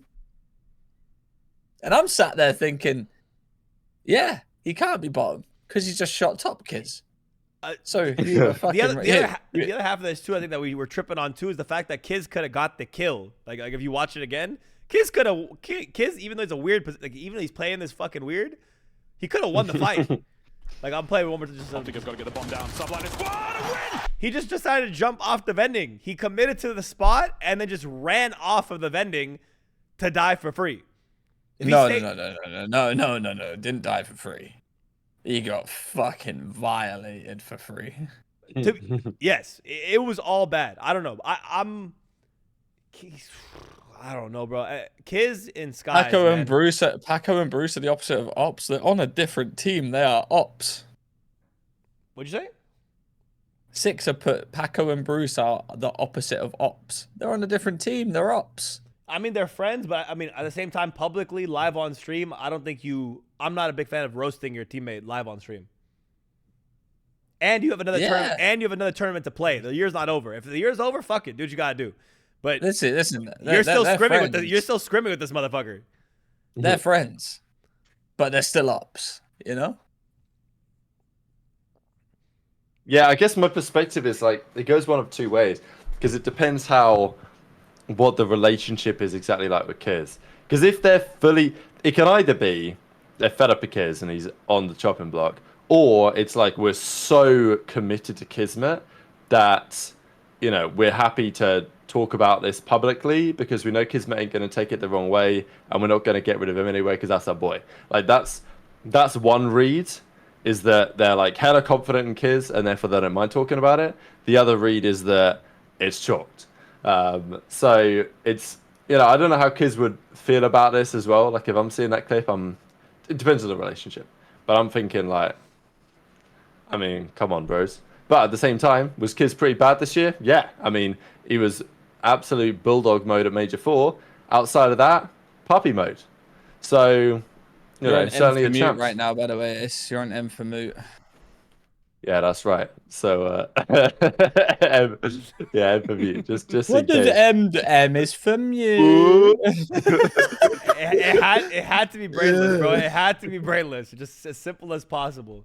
It literally had to be as easy as possible. We have a clip apparently here, which chat is telling me to look at. They're saying it's a Shotzzy blaming Dashy for the major 4 issues. So saying how publicly someone's putting it out there. So let me see. I'm curious about this.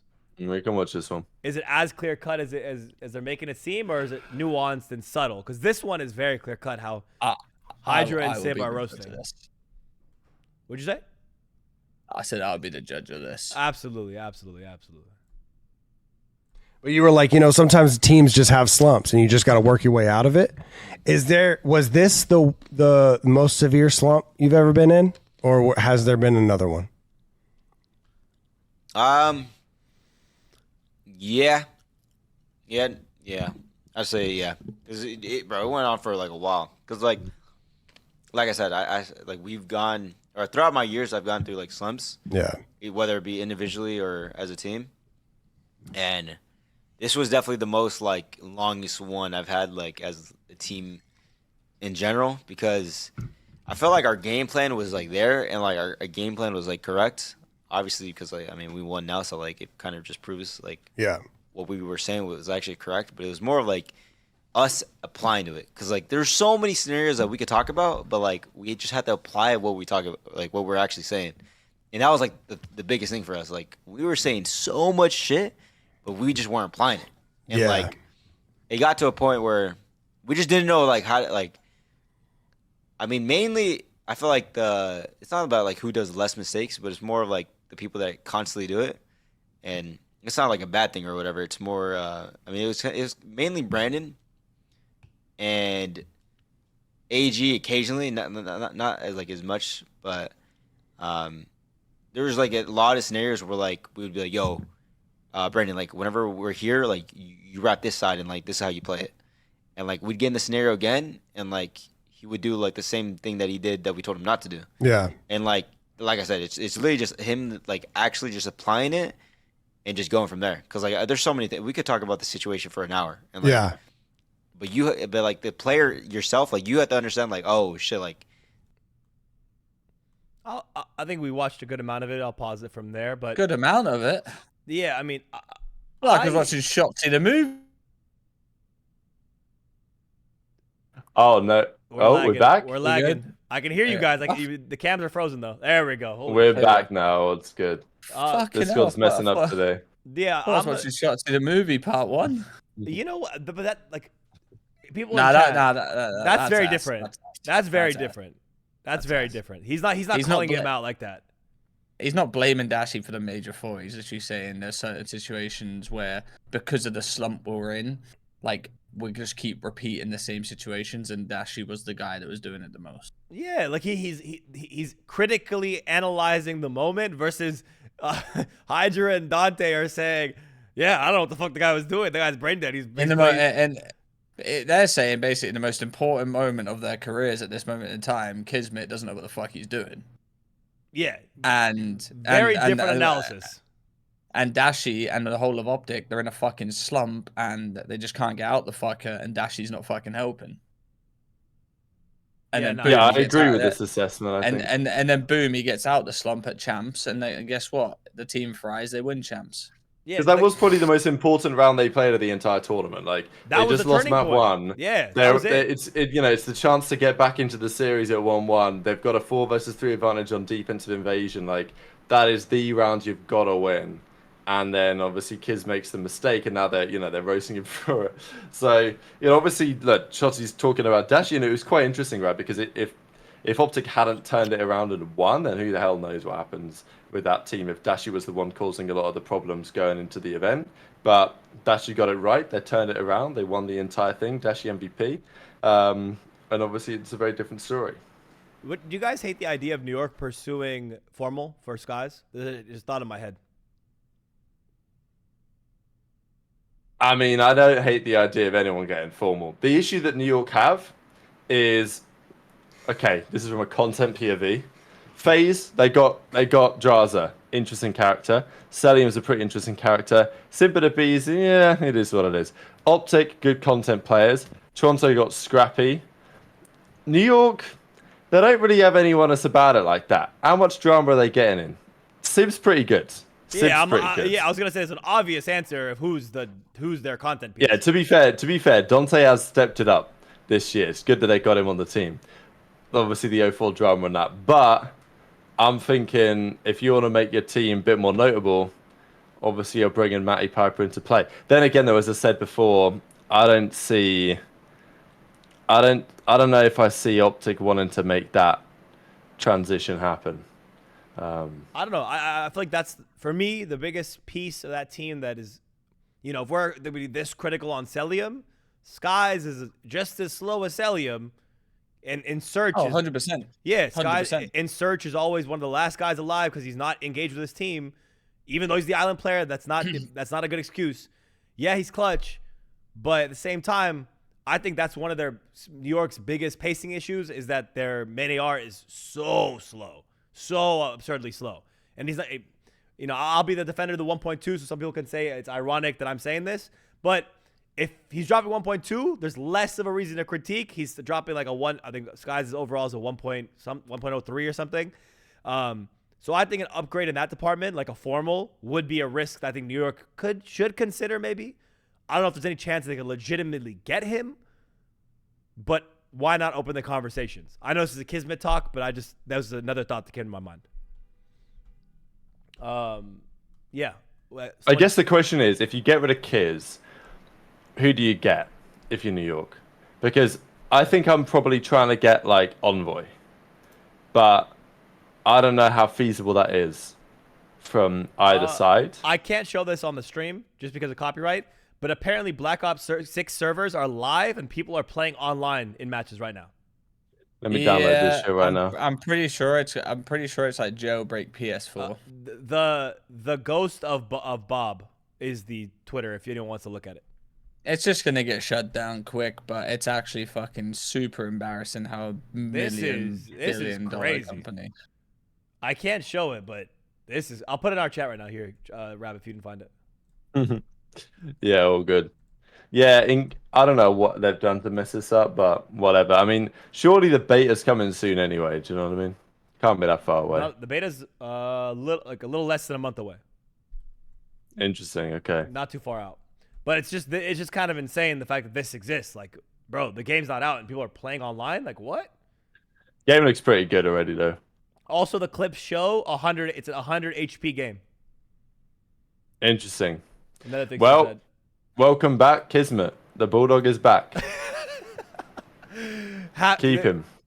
A third of the league is fucking absolutely on top of the world right now. OpTic is on top of the world right now. If it's a 100 HP game, Dashy first shot, you're dead. You're obliterated. Shotzzy first shot, reaction time, you're dead. Gone. Dunzo. OpTic champs 2025. Yeah, guns killing Cold War time. Yeah, like the HP is, yeah, exactly. It's all relative.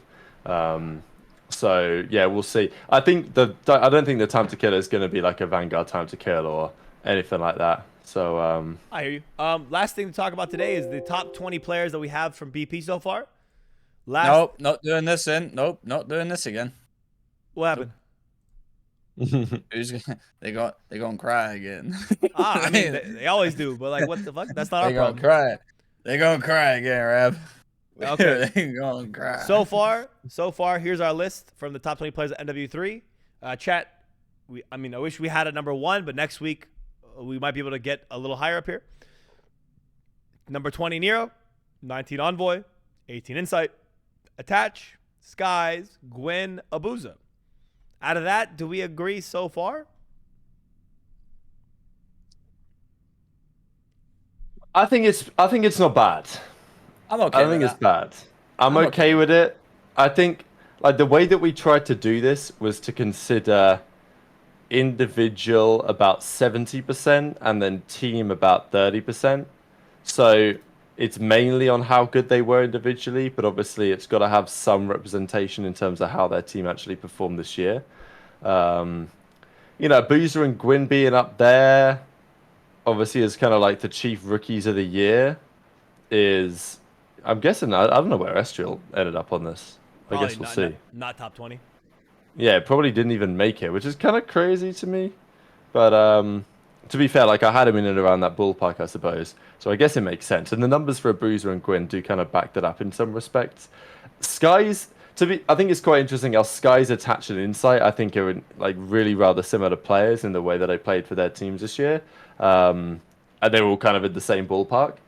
So I think it's the Envoy question, which is quite interesting. People are saying Envoy under Insight, but to be honest, over the course of the season, I think you can definitely justify that. Like Insight's Major 1 was mega, and Envoy's slumps were probably bigger than them.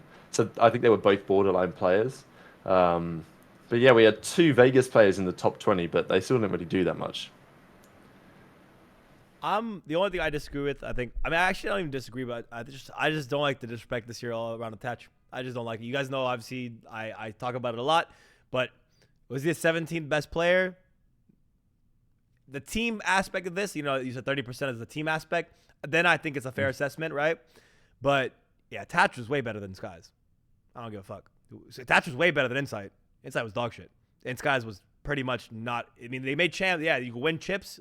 Great.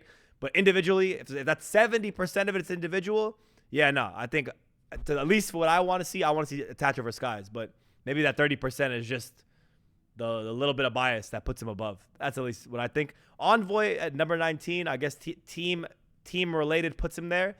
But I think Envoy's inconsistency should have him below Nero, personally. I think Nero should be a little bit above him. Yeah, Nero to make champs, whatever. But Nero's a walking, 1.10? 1.13? Whatever it was. What was he? Hard play like 1.10, something like that. Those are only 2 adjustments I think I would make of this. But overall, so far, W list, W breaking point, I'm happy with it, generally. No, honestly, it's a very good list. I'm dead serious. It's a very good list. Yeah. I mean, I'm not mad at. So what do you say? So one position? Yeah. Again, the list is very good. To say that anything on this list is dramatically bad would just be stupid to say. But I'm always saying one position up or one position down. That means it's a good list. That's literally indication that it's a good list. If I said that guy Nero should be at 14, that means the list is a little fugazi. But only one spot. Hey man, W breaking point, man. That's really good. MW3 Attach on a better team would have been even better, untouchable. I mean, I'll say it 1,000 times. Imagine Skies and Caesar switch spots. Imagine Attach was on New York. I think they would have won more than one major this year. Dead ass, honestly. Yeah. But any other thoughts from today, or any other thoughts that we got, boys? Anything else we want to hash out? I think, we could take a couple of questions in the chat if you guys. We got 350 people in there. We've been fucking kidding today. Sorry, I've been zoned out. I'm on like fucking 30 hours of no sleep. The Red Bull didn't exactly fucking do much to me. Gonna pop in another one. No, I fear I've had too much caffeine today. That may be true. Do we even know what today even is anymore? Today is blending. Honestly, my days blend. Honestly, I had a birthday meal on. Yeah, never mind. I don't know. Yeah, I mean, EWC obviously is coming up next week. It's going to be Thursday, so I'm sure we should be able to find time to do some sort of show before that. Because the plan for us is going to be, when we get to Riyadh, to have everything set up and ready to go by, obviously, on the Wednesday. So maybe even on the Tuesday, I don't know, it depends how things go. So we should be able to run like a show before the event kicks off to kind of do everything, what's going on. Yeah, people talked a lot about the Apex stuff for EWC. Apparently it was absolutely crazy. So I actually didn't watch any of it. But yeah, we discussed EWC a little bit already, and it's going to be very interesting being there. I think what I'm amazed at by EWC is just the number of matches on the first couple of days. Like, there's going to be 12 matches played on day 1, I think. And then there's going to be 8 matches played on day 2. So there's like 9 hours of cards. If I see a triple Karachi, I'm crashing the fuck out. We are going to have to be rotating this watch party thing, because like, there's going to be 9 hours of cards in a row. Listen, There's no alcohol, so I'll be on the sofa the whole time. Yeah, well, what are we gonna go and get? Like, Trey, yeah, get me a cranberry juice. Like, You're gonna get an organic camel milk, and you're gonna be happy with it. You sons of bitches. It's gonna be delicious. Okay. No, I'm so ready. Like, I Fresh- haven't been drinking Fresh lately. I ain't from the drinking again. camel's teeth. We're gonna be sipping on that milk. Okay. Don't worry. I've given up drinking after Dallas. What a good man. You're a halal boy now. Yeah, I'm a halal boy until September. We got to get Trey on the halal boy train. One day, inshallah. Hey, we'll I don't get you need there. pork. Okay, Mashallah. hell yeah, we're taking steps, baby. Converting the boys. The brown man is taking over the UK, as they say. Let's go. Hell yeah. No, not getting political. Ain't doing it. Nope. No, we ain't good. No. Absolutely not. But I think that's it, right? Trey, anything else to add before we close out? Listen, we're coming up to the end of everything. EWC's coming up. Honestly, it's just let's just be real. Us three, we wouldn't be there without everyone. All the people that tuned into the streams, the videos, the watch parties. You guys have been killing it. Every single event that we go to, it's been breaking records. We've had the privilege to work with FaZe for the final parts of the season, and now we get to go and do stuff with FaZe for EWC. And honestly, it's with your guys' help. And for me personally, I'd like to thank you guys and Rab and Ace for bringing me on for a little ride this year. And I hope next year, if I don't get to coach some fucking dog shit CDL players, I hope to be back with the fucking boys. You know what I'm saying? So I appreciate you. Absolutely, brother. Absolutely. Well, Ace said, "Fuck the questions from the chat. I'm out." Hey, man, this is nearly a 4-hour show. Yeah, we're at 2 hours 30 minutes, and Trey is about to crash out right now, man. We gotta keep it locked. We gotta keep it moving. We will see you guys on Friday. By the way, on Friday we will have another show. So 2 shows this week. Don't worry. Probably gonna be a COD tier list, called like a actual Call of Duty game tier list. Maybe EWC tier list, but silly goose time. Make sure to come Friday. Dope check episode 31.5 will be on Friday. And then maybe a show next Monday because we do fly out for EWC either Monday or Tuesday. So we'll let you guys know. We appreciate you guys. We love you guys. Thank you so much for the support. And we'll see you guys on Friday. From all of us, we're out.